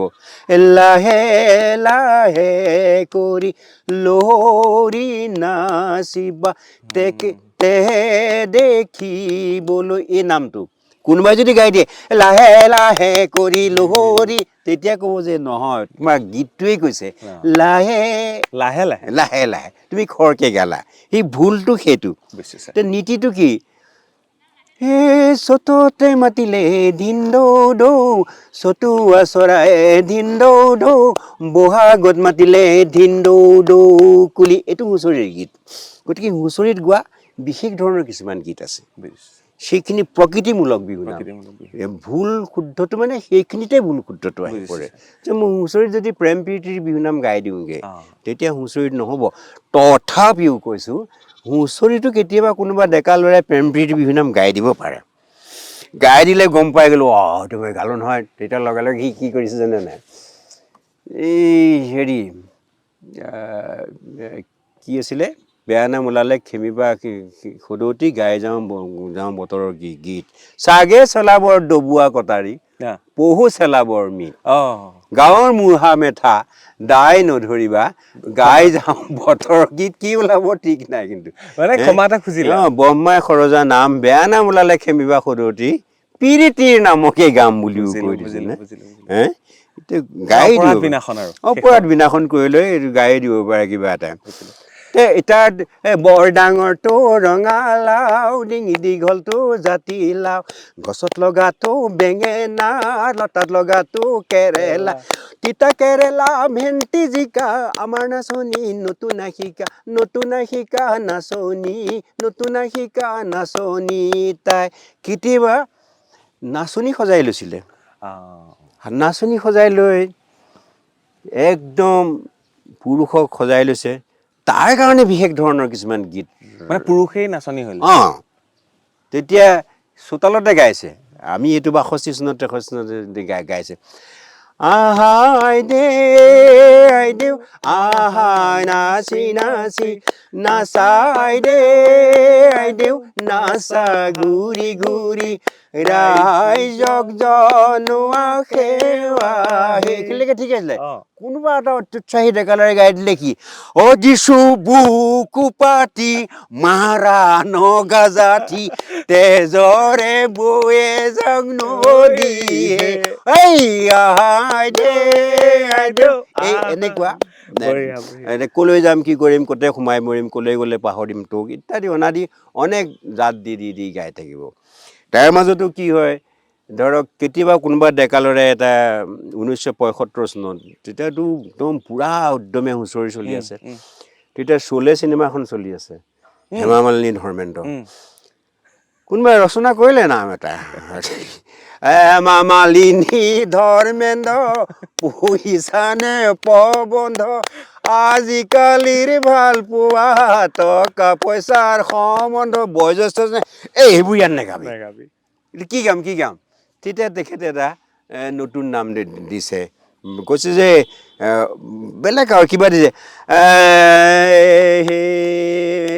মোৰে প্ৰাণেশ্বৰী মাজনীও তোমাৰ হাতৰ গামে খাৰু মোৰে প্ৰাণেশ্বৰী মাজনীও খুৱাই কিনো খুৱাই মোৰে প্ৰাণেশ্বৰী মাজনীও তোমাৰ আমাৰ আহে কি নাহে ঐ যোৰা মই যে কৈছিলোঁ এনেকুৱা নামো হয়তো গাব পাৰে কিন্তু নাগালে হুঁচৰিৰ মানদণ্ডটো মৰ্যাদাটো থাকিব এতিয়া আজিৰ হুঁচৰিত যদি প্ৰতিযোগিতাত এনেকুৱা নাম গাই দিয়ে বিচাৰকে এইটো নাম বেলেগৰ গালে এই আজি বিহুতলিত এইটো হুঁচৰি গান নাম এই আজি বিহুতলি ৰঙালী ঐ কঁকালত বান্ধিল টঙালী ঐ ধনে ঢোলে বাব নাচনী নাচিব আমি গাম বতৰৰ গীত এনেকুৱা অজস্ৰ এইখিনিয়ে ভাল হৈছে নে বেয়া হৈছে বুলি ভাবে আপোনাৰ বিচাৰ বুদ্ধিৰে আছে আপুনি অধ্যয়ন কৰাৰ ক্ষেত্ৰত আপোনাৰ গৱেষণাই কি কয় তেতিয়াৰ বিহুৰ ক্ৰমবিকাশ হ'ল পৰিৱৰ্তন আহিল আজিৰ বিহুৰ প্ৰেক্ষাপটটো আজিৰ যিখিনি গীত ৰচনা হৈছে আজি মঞ্চত যিখিনি গীত পৰিৱেশন হৈছে আপুনি কেনেকৈ চাই গোটেই বস্তুখিনি আজিৰ মঞ্চত যিখিনি ৰচনা কৰি গাইছে সেইখিনি বিহুৰীয়া গীত তে বিহু নামটো হ'লগৈ লোকসংগীত কাক বোলে ইয়াৰ তিনিটা কথা আছে ই অসমীয়াত ক'বলৈ গ'লে ই এটা ধাৰাবাহিকতা যি অতীতৰ লগত বৰ্তমানক সংযোগ ঘটে যি মৌখিকভাৱে সম্প্ৰসাৰিত হয় যি বছৰৰ পিছতো সহস্ৰ বছৰৰ পিছতো মানুহে ইয়াক গাই থাকিব এতিয়া নতুন কিবা কিবি ওলাই থাকিব মানুহে কিন্তু কেতিয়াও প্ৰথমে প্ৰণামো আয়সৰ দ্বিতীয় প্ৰণামো হৰ এইটো পুৰণা হৈছে বুলি নকয় দ্বিতীয় কথাটো হৈছে কৈছে এইটো ব্ৰিটেন ফক কাউন্সিল মিউজিকত কৈছে ভেৰিয়েশ্যন তেতিয়া ই অলপ পৰিৱৰ্তন ৰূপান্তৰো হ'ব ভেৰিয়েশ্যনো হ'ব ইটোৰ পৰা সিটোৰ অলপ পাৰ্থক্যও আহিব ক'ৰ পৰা হয় because of creative impulse of individual and group তাৰমানে প্ৰত্যেক মানুহৰ এটা সৃষ্টিশীল অনুভূতি থাকে সেই সৃষ্টিশীল অনুভূতিটোৰ পৰা প্ৰত্যেক মানুহে অকণমান নহয় অকণমান সুৰটো বেলেগকৈ গাব এতিয়া হাই ধৰক হাই দুদিনীয়া ককাই ভাই এইটো গাই আছিলে হাইটো বিহুত সদায় আগতেই গাই থাকে কিমান আগতে গাই থাকিব মাজত ভৰাই দিলে তুমি বয়ে যোৱা হাই মাজত ভৰাই দিলে এনেকুৱা ধৰণৰ হৈছে আৰু সুৰৰো বহুত ভেৰিয়েশ্যন আহিছে জীবনে বিচাৰে চেনিমাই জীবনৰ লগৰী কবিয়ে না বিচাৰে অলপ এইটো এই আজিকালি ৰচনাৰ নিচিনা কবিয়ে না বিচাৰে ভাষা হেৰা চেনিমাই নেহাঁহিবা মিচিকাই নামাৰিবা কেতেৰাই শৰীৰ কলা পুৰি যায় এইটো গায়ে থাকিব তুমি যে ভাবিছা চেনিমাই তুমি বৰ ধুনীয়া তোমাতকৈ যে ধুনীয়া নাই হেৰা চেনিমাই নেহাঁহিবা মিচিকাই নাহাঁহিবা কেতেৰাই শৰীৰ কলা পৰি যায়, এই এনেকুৱা ধৰণৰ সুৰৰ পৰিৱৰ্তন আহিছে। কিন্তু ইয়াৰ যিটো বেটি চা কোমল গা মা পা কোমলনি, এই স্বৰগীটাৰ ওপৰতে আছে। চা কোমল গা মা পা নি, চা কোমল গা মা পা নি, এই 5টা স্বৰৰ ওপৰতে আছে। পেণ্টাটনিক মাইনৰ স্বৰ। বহুত ওপৰৰ চিন্তা, আৰু সেইখিনি কথা বুজাবলৈ গ'লে নহ'ব। মোৰ কেইটামান প্ৰশ্ন আছে ছাৰ, মই সেইকেইটা সুধিম। ছাৰ, এই ধৰক ব্ৰহ্মপুত্ৰৰ উত্তৰ পাৰ, ব্ৰহ্মপুত্ৰৰ দক্ষিণ পাৰ, মানে উজনি আৰু মধ্য অসম চলিলে, বিহু উজনিৰ ফালে আৰু উত্তৰ অসমৰ ফালে প্ৰচাৰটো বেছি কিয় হ'ল, বা নামনিৰ ফালে বিহুৰ যিটো প্ৰক্ৰিয়া, বিহুৰ যিটো পৰম্পৰা ক'ৰবাত যেন অকণমান কম দেখিবলৈ পোৱা যায়, উৎসাহটো অকণমান কম দেখিবলৈ পোৱা যায়, এইটো কিয় হ'ল বুলি ভাবে? বিহু আচলতে উজনি অসমতহে আছিলে। আৰু এটা কথা স্বীকাৰ কৰিবই লাগিব যে চুতীয়াসকলক বুঢ়া টাই বুলি কয়, চুতীয়াসকল উজনিতে আছিলে। 1523 চনত যেতিয়া চুকাফা আৰু চুতীয়া ৰজা নীতিপালৰ লগত যুদ্ধ হৈছিলে, 1523 চনৰ কথা কৈছোঁ, তেতিয়া যুদ্ধত এনেকুৱা হৈছে যে চন্দনগিৰি পৰ্বতৰ পৰা শিল বগৰাই দিছে। তেতিয়া কনচেং সেনাপতি আছিলে চুহুংমুঙৰ, ক'লে যে এতিয়া আমি এটা কাম কৰোঁ, বিহু গাই গাই যাওঁ যুদ্ধতে। আহোমসকলে বিহু গাবলৈ আৰম্ভ কৰিলে। আচলতে সেইটো ৰণকৌশলে। চুতীয়াসকলো বিহুত মতলীয়া হৈ থাকে। তেতিয়া চুতীয়াসকলে বোলে যে আহোমসকলে যুদ্ধ এৰিলে, আহোমসকলো বিৰাট পটু বিহুত, চুতীয়াসকলো বিৰাট পটু। এওঁলোকে কিন্তু ঢোলৰ মাজত অস্ত্ৰ শস্ত্ৰ লুকাই লৈ গৈছে। আৰু যেতিয়া চুতীয়াসকলে যে গ'ল আৰু এতিয়া যুদ্ধ গ'ল, বিহু মাৰিব লাগিব বুলি কওঁতে তাতে গৈ আক্ৰমণ কৰি নীতিপালক বধ কৰিলে। আৰু সেইদিনা 7 বহাগ। হা, আৰু সাধনীক ক'লে যে তুমি সোণৰ মেকুৰী আৰু সোণৰ ছত্ৰ দি পেলাই আত্মসমৰ্পণ কৰা। সাধনীয়ে যুদ্ধ কৰি হাৰিলে, যেবাৰ যিয়ে হওক আত্মসমৰ্পণ নকৰি চন্দনগিৰি পৰ্বতৰ পৰা জঁপিয়ালে। সেইদিনা 7 বহাগ। 7 বহাগৰ দিনা সেইকাৰণে সাধনী উৎসৱ পাতে। কিন্তু এই যে চুতীয়াসকল, আহোমসকল, ইয়াত যিখিনি আছিলে মৰাণসকল, সোণোৱাল কছাৰীসকল, এইসকলে বিহুত পালন কৰি আছিলে। সিফালে বিহুটো তেনেকৈ পালন হোৱা নাই। কিন্তু গৰু বিহু পালন কৰে, বড়োসকলেও কৰে। লাও ঘাঞ্জা, লাও খা বেঙেনা খা, তেখেতসকলৰ আছে। কিন্তু আচল নাচ পৰিবেশ্য কলা যিটো, সেইটো আমাৰ আহোম চুতীয়া, এই যে সোণোৱাল কছাৰী, মৰাণসকল, তেখেতসকলৰ জনগোষ্ঠীয় পৰম্পৰাৰে তেওঁলোকৰ প্ৰত্যেকৰে কিন্তু স্বকীয় মৰ্যাদা সম্পন্ন বৈশিষ্ট্য আছে। মৰাণসকলৰ স্বকীয় মৰ্যাদা সম্পন্ন বৈশিষ্ট্য আছে। এতিয়াও ৰাতি বিহু পাতে, এতিয়াও ধৰ্ম হুঁচৰি পাতে, এতিয়াও সোণোৱাল কছাৰীসকলৰ লেচেৰি যিটো আছে একদম সুন্দৰকৈ কৰে। আমাৰ ইয়াততো বেছি বিস্তাৰিত হ'ল আহোম ৰজাসকলে যেতিয়া ৰংঘৰৰ বাকৰিত এই পাতিবলৈ ধৰিলে। বৰ সুন্দৰকৈ লিখিছে ৰজনীকান্ত বৰদলৈয়ে ৰংগিলী উপন্যাসত, কৈছে যে এই পৃষ্ঠাকেইটা বেয়া পালে নপঢ়িব, বিহুৰ বিষয়ে লিখিছে, সুন্দৰকৈ লিখিছে। আৰু তেতিয়া আহোম ৰজাই যেতিয়া বিহুক পৃষ্ঠপোষকতা কৰিলে, আৰু তেতিয়াই এই উজনি অসমতে বিহুটো কলিয়াবৰলৈকে বিহুটো আছিল বুলি কৈছে। ছাৰ মাজতে চেনিমাই শব্দটো কলিয়াবৰ নগাঁৱৰ কিবা এটা কানেকশ্যন আছে। চেনিমাই আৰু মইমত তাঁতিঙা গৈছে বুলি কৈছে। চেনিমাই কোন আছিলে? চেনিমাই এগৰাকী গাভৰু। কোনোৱে কৈছে তাত মইমত তাঁতিঙাৰ ভনীয়েক বুলি কৈছে। ইংৰাজে কৈছে যে ককায়েক ভনীয়েকে যদি বিহু কৰিব পাৰে, তে বিহুটো কেতিয়াও বেয়া বস্তু হ'ব নোৱাৰে। 1898 যেই হওক, কলিয়াবৰতে ৰহিলা বুলি কৈছে। আৰু কলিয়াবৰক লৈ বিহু নামো আছে। কলিয়াবৰতে মলীয়া পথাৰত হলীয়া মতামহ বালো। চন্দ্ৰটো চাওক, কলীয়া মলীয়া হলীয়া, বৃত্তানুপ্ৰাস নে কি অনুপ্ৰাস হ'ব, লতানুপ্ৰাস। কলীয়া হলীয়া মলীয়া, কলিয়াবৰতে মলীয়া পথাৰত হলীয়া মতামহ বালো। জাকৈয়া ছোৱালী যাই উকি মাৰো, তুমি বুলি উলটি চালো। কম কথা, নাৰীসকলে বহুত বিহু নাম ৰচনা কৰিছিলে। চেনিমাই শব্দ কেনেকৈ ব্যৱহাৰ? চেনিমাই শব্দটো বিহুত বহুত ধৰণে ব্যৱহাৰ কৰিছে। চেনিমাই শব্দটো সেই চেনিমাই হ'ব পাৰে, কিন্তু চেনিমাইত প্ৰভাৱতী, লীলাৱতী, পাছলে সৰুমাই, বহুত সৰুমাই, এনেকুৱা নামবিলাক তেতিয়া চেনিমাই, সৰুমাই, লীলাৱতী, প্ৰভাৱতী, লীলাৱতী প্ৰভাৱতী, কেহুকু ৰহিলা হেই, এনেকুৱা মই বহিয়ে দেখুৱাইছোঁ। তেনেকুৱা লীলাৱতী প্ৰভাৱতীও আছে। এইটো 1961 চনৰ লীলায়োগৰ বিহুগীতৰ বনঘোষাৰ পৰা মই কৈছোঁ, লীলাৱতী প্ৰভাৱতী তেতিয়াৰ দিনতে আছে।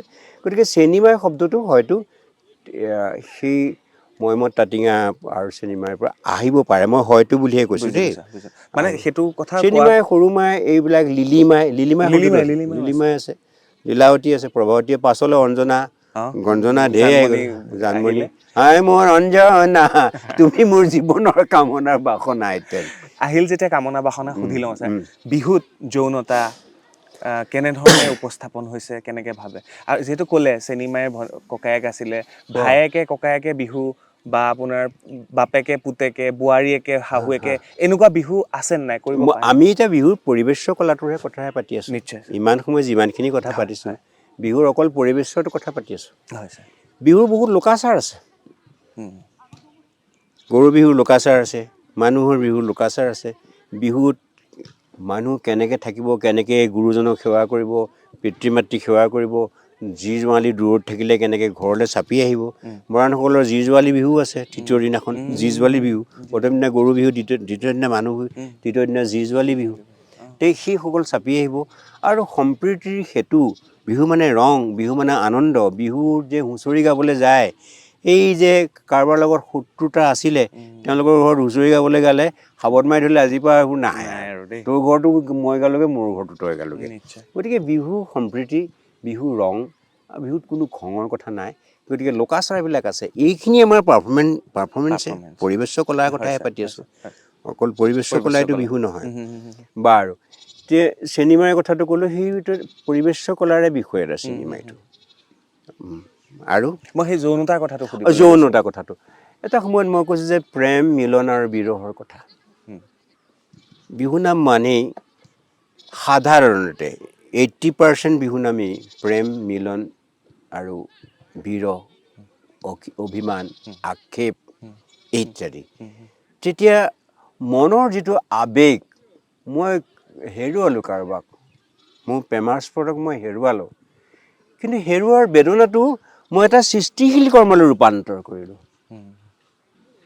হাতী হেৰুৱালোঁ লিহিৰি বনতে ঘোঁৰা হেৰুৱালোঁ ৰণত পায়ো হেৰুৱালোঁ সৰগৰ মুকুতা হেৰুৱালোঁ চোতালৰ দুবৰি মনৰ এইখিনিতে আছিলে মোৰ প্ৰেমিকা মই হেৰুৱালোঁ তেওঁ এটা সৃষ্টিশীল কৰ্মলৈ ৰূপান্তৰ কৰিলে তুমি হাতে বোৱা ফুলামকৈ গামোচা মই বৰ ল'বলৈ নাপালোঁ তুমি আমুক কৰি দিয়া মই বৰ খাবলৈ নাপালোঁ হাৰমনি মই বৰ দুখেৰে ঘটিছোঁ হাড়ক মাটি কৰি তেজক পানী কৰি এইবিলাক কথা কৈছে এনেকুৱা হৈছে যে ইমানেই দুখ টেটু কাটি কেতিয়াবা মই নাজানে বেজাৰ লাগে টেটুত ৰেপি দিবলৈ মন যায় টেটু কাটি মৰিব বলাব নোৱাৰে কাক প্ৰেমিকক তেওঁ কৈছে যে পৰ্বতে পৰ্বতে বগাব পাৰোঁ মই এনেই গাই দিলে তেনেই সহজ পৰ্বতে এইটো তেনে নহয় পৰ্বতে পৰ্বতে বগাব পাৰোঁ মই কিন্তু মই লতাডাল বগাব নোৱাৰোঁ জুৰীয়া হাতীক ইমান মস্ত হাতীক মই বলাব পাৰোঁ তোমাক বলাবলৈ ইয়াত কি আছে ছাৰ সেইটো কথা কৈছে যে কেনেকৈ প্ৰেমটো নিবেদন কৰিছে তোমাক ইমানকৈ বুজালোঁ তুমি নুবুজিলা ছোৱালীয়ে কেতিয়াবা কৈছে ঐ তোলৈ মোৰ ভনীকহে দিম বুলি ভাবিছোঁ মোৰ লগত কিয় চুপতি মাৰিছোঁ সেই বুলি বিহুৰে কৈছে আমলৈ বুলি মাৰো ফৰমুঠি কি বুলি তেতেলী সৰহ ভনী জোৱাই বুলি দিওঁ পাৰি পাতি কি বুলি চুপতি কৰ এনেকুৱা কথাও কৈছে গতিকে নাৰীয়েও বহুত সংখ্যক নহয় সমান সংখ্যক সেই মুকলি বিহুৰ সময়ত ৰচনা সেই যৌনতাটো সেইটোৱে যে এটা সময়ত গাইছিলে কিন্তু খুব আবুৰ কৰি গাইছিলে নাৰীয়েও গাইছিলে ইমান আবুৰ বুজাই নিদিলে বুজিব নোৱাৰে আজি ধৰক তাতে বাসনা উৰ্বশী বিবসনা নৃত্যতে আকুল জ্যোতিপ্ৰসাদৰ এটা গান অ সখী আজি যৌৱন তাতে বাসনা উৰ্বশী বিবসনা গাত কাপোৰ খানি নাই বাসনা উৰ্বশীজনী গাত কাপোৰ ভাষাৰ শালীনতা বৰ্ণনা ইয়াৰ ভাষাৰ শালীনতা চাওক হাতী পানী খালে হৈয়াঙে দয়াঙে ঘোঁৰাই পানী খালে ৰৈ এইটোত চব ঠিকেই আছে ধনে পানী খালে প্ৰেমিকে পিৰিতিৰ নিজৰাত থিয় গৰাত খোপনি লৈ আমনা ধানকে ছোৱালীয়ে ৰচনা কৰা এইটো আমনা ধানকে দাবলৈ গৈছিলোঁ বাউলি বতাহে পালে কাঁচি দলি মাৰি হাবিতে সোমালো ওঠতে বৰলে খালে কিন্তু প্ৰতীকী ব্যঞ্জন সঁচাসঁচি বৰলো হ'ব পাৰে সেইখিনি নাৰীয়ে ৰচনা কৰা কিমান অসাধাৰণ মেধা শক্তিৰ হ'ব লাগিব, কিমান সৃষ্টিশীল মন থাকিব লাগিব, আৰু কিমান প্ৰখৰ স্মৃতি শক্তি থাকিব লাগিব। কি গালি আকৌ এবাৰ গা, মই মনত ৰাখোঁতে বুকুৰ সম্বাদ হৈ পৰিছিলে। আৰু সেইখিনি এনেকুৱা ধৰণৰ বিহু নামখিনি লগৰীয়াৰ মাজতে গাইছিলে। তেখেতসকলে ভবা নাছিলে এইখিনি কোনোবাই কিতাপত ছপা কৰিবগৈ, আৰু কোনোবাই এইখিনি ক'ব যে আমি এনেকুৱা বিহু নাম গাইছিলোঁ। এনেকুৱা ধৰণৰ কথাখিনি আছে। ইয়াত মই যিমানখিনি বিহু নাম পাইছোঁ, যিটো শব্দ কৈছে সেই শব্দটো খুব ভাষাৰ বৰ্ণাঢ্য ৰূপেৰে আবুৰ কৰি থৈছে, কোনেও ক'ব নোৱাৰে। ভূপেন হাজৰিকাই গায়, এইটো ছোৱালীয়ে ৰচনা কৰা। কি গায়? কচু টেঙা খুতৰা বিলাহী ঢেকীয়া জুতি লগায়ে খাবা, কচু টেঙা খুতৰা বিলাহী ঢেকীয়া জুতি লগায়ে খাবা, গধূলিৰে পৰা দুৱাৰ খুলি থমি বিৰালি যোৱা দি যাবা মিলন দৈ। এইবোৰ গাইছে কিবা কিবি। সেইটো আচলতে নাৰীয়ে ৰচনা কৰা। গধূলিৰ পৰা ঐ মই দুৱাৰ খুলি থ'ম, তই মেকুৰীটো যোৱা দি মনে যাবি, কোনেও গম নোপোৱাকৈ, যাতে ঘৰত কোনেও গম নাপায়। সেইটো শুনি আছোঁ, সদায় শুনি আছোঁ। কিন্তু সেইটো যে নাৰীয়ে তেনেকুৱা ৰচনা কৰিছে, পুৰুষেও ৰচনা কৰিছে।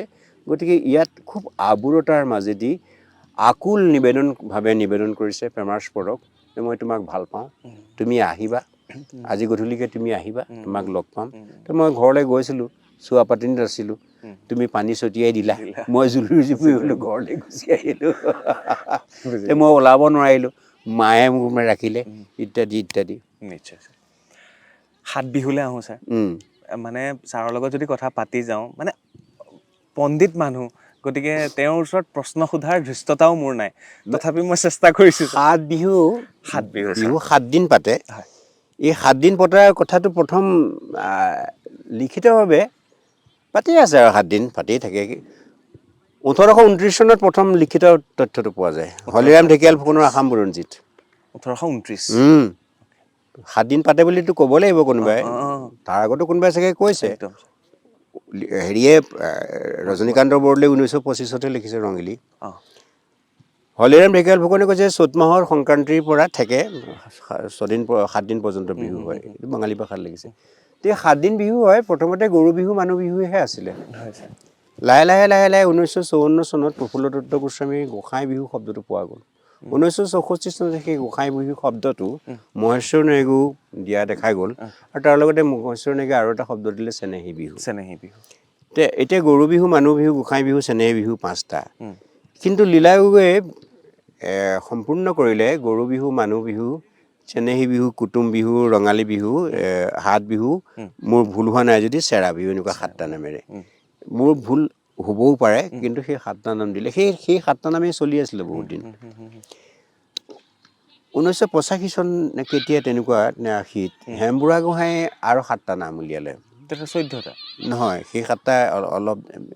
প্ৰথমটো হ'লগৈ নিশা বিহু, চ'তৰ বিহু, ৰাতি বিহু, গৰু বিহু, মানুহ বিহু, চেনেহী বিহু বা কুটুম বিহু, হাত বিহু, চেৰা বিহু, এনেকুৱা ধৰণৰ নাম দিলে।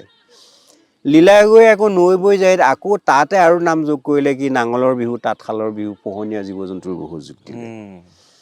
দিওঁতে এতিয়া মানে আমাৰ হাতত পৰা তথ্য অনুযায়ী 42খন 7 বিহুৰ তালিকা আছে। 42খন। জয়কান্ত গন্ধিয়াৰে 2খন তালিকা আছে। মই শ্ৰদ্ধা জনাই কৈছোঁ, থাকিব পাৰে। মই এই কথাটোও কৈছোঁ যে কোনো অঞ্চলত হয়তো তেনেকুৱা হ'বও পাৰে। এতিয়া মৰাণসকলৰ তৃতীয় বিহুটো জী জোৱালীৰ বিহু। প্ৰথমটো গৰু বিহু, দ্বিতীয়টো মানুহ বিহু, তৃতীয়টো জী জোৱালীৰ বিহু হ'ব পাৰে, যিটোক আমাৰ কুটুম বিহু বুলি ক'ব পাৰে। বাৰু যেই হওক, এই যে নামখিনি হ'লগৈ গৰু বিহু, মানুহ বিহু, ঠিকেই আছে। তৃতীয়টো গোঁসাই বিহু, যে বহুতে আপত্তি কৰিলে যে গোঁসাই কেতিয়া আহিছে, শংকৰদেৱৰ আগতে।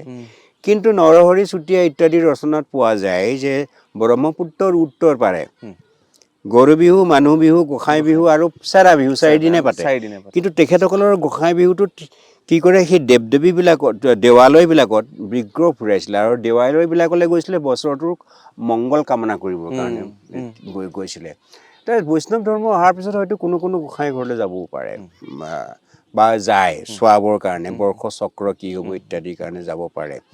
সেইটো কাৰণে গোঁসাই বিহু হ'ব পাৰে। যেই হওক মই নামখিনি কৈছোঁ, গৰু বিহু, মানুহ বিহু, গোঁসাই বিহু, চেনেহী বিহু, কুটুম বিহু, হাত বিহু, মেলা বিহু, নাঙলৰ বিহু, মাইকী বিহু শব্দটো কোনোবাই লীলাগুৰি ব্যৱহাৰ কৰিছে নেকি, মাইকী বিহু, তাঁতশালৰ বিহু, তেনেকৈ চেৰা বিহু, এইকেইটা হ'লগৈ 12টা হ'লগৈ। এই 12টাৰ ভিতৰত যদি বৰ সন্ধালনীভাৱে চোৱা যায় যে গৰু বিহু, মানুহ বিহু, তৃতীয়টো চেনেহী বিহু বা গোঁসাই বিহু, তাৰপিছত হাত বিহু হ'ব পাৰে, তাৰপিছত কুটুম বিহু, হাত বিহু, চেৰা বিহু, এনেকুৱা ধৰণে 7 দিন কৰিব পৰা যায়। যেই হওক বিভিন্ন অঞ্চলত হয়তো নামবিলাক বেলেগ হ'ব পাৰে, সেইকাৰণেও 42খন হ'ব পাৰে। বাকী কোনোবাই কাৰোবাক অনুসৰণ কৰাৰ কাৰণেও হ'ব পাৰে। এতিয়া হেমবুঢ়া গোহাঁইৰ মতেতো 5 দিনত বিহু শেষেই হৈ যায়, কাৰণ 2টা বিহু আগফালে দি দিলে, চ'তৰ বিহু, ৰাতি বিহু। সেই বহাগ 5 দিনে হ'ল, চ'তৰ সংক্ৰান্তিৰ পৰা 5 দিনলৈ বিহু। যি হওক তেখেতসকল পণ্ডিত মানুহ, আমি শ্ৰদ্ধা জনাইছোঁ, কিন্তু চৰ্চা হৈছিলে বিহুৰ কথা। কিন্তু সকলোৱে কিন্তু মানুহ বিহু আৰু গৰু বিহুটো উত্থাপন কৰিছে, আৰু চেৰা বিহুটো বা চেনেহী বিহুটো ক'ৰবাত আছে। তো আমি কিন্তু মৰাণসকলৰ একদম জি জোৱালি বিহুটো আছে। আমি গোটেইখিনি বিহু পালন কৰোঁ। তো মানুহ বিহুৰ দিনা আমি যিখিনি কৰোঁ, গৰুক কিয় ইমান প্ৰাধান্য দিয়া হ'ল? গৰুক প্ৰাধান্য দিয়া হ'ল যে গৰু নহ'লেই নহয়, গৰু দেৱতা, গোধন হ'লেই চব হয়। গৰুৰ এটা বস্তুও পেলনি নাযায় মৃত্যুৰ পিছতো। আৰু গৰু হ'লে আমি চব পালোঁ, খেতিটো পালোঁ, গাখীৰ পালোঁ, দৈ পালোঁ, সাৰ পালোঁ, গোটেইখিনি পালোঁ। ছালখনেৰে আমি ঢোল বজালোঁ, ছালৰ পৰা হাড়ৰ পৰা ইত্যাদি অনাদি কৰিলোঁ, চব হৈ গ'ল, গোটেইখিনি পাই গ'লোঁ। গৰু ক'তো পেলনি নাযায়। আৰু ওপৰত থকা চৰাইসকলৰ খাদ্য হয়, গৰু ক'তো পেলনি নাযায়। গৰু বিহুত যে সেই জাক, সেই মাখিয়তী, মাখিপাত, মাখি মাৰো, জাত, মাৰ সৰু বাপেৰ সৰু তই হবি বৰ বৰ গৰু, এইবিলাক পৰম্পৰা কেনেকৈ আহিলে, কিয় আহিলে তাত, কিয় সোমালে? গৰুৰ হেৰিয়াৰ কাৰণে, মংগলৰ বাবে। এই যে শুঙাই যে গৰুক, এইটো যে শুঙাই বাহিৰৰ পৰা আহিলে গৰু বিহুৰ দিনা, গৰু নিৰোগী হয় বুলি কয়। আৰু শুকলতি, মাখিয়তী এইবিলাক গাত মাৰিলে ছালৰ বেমাৰো নহয় বুলি কয়। তাৰপিছতে নহৰুৰ ইয়াত পিচি তাৰ পানী ছটিয়াই গৰু গোহালিত, কেতিয়াবা নহৰুত এনেকৈ সূতাৰেও আনি দিয়ে, মাখি মহ ডাঁহৰ পৰা ৰক্ষা পাবৰ কাৰণে। আৰু গৰু বিহুৰ দিনাখন 100টা শাকেৰে সেয়াও খোৱা যায়।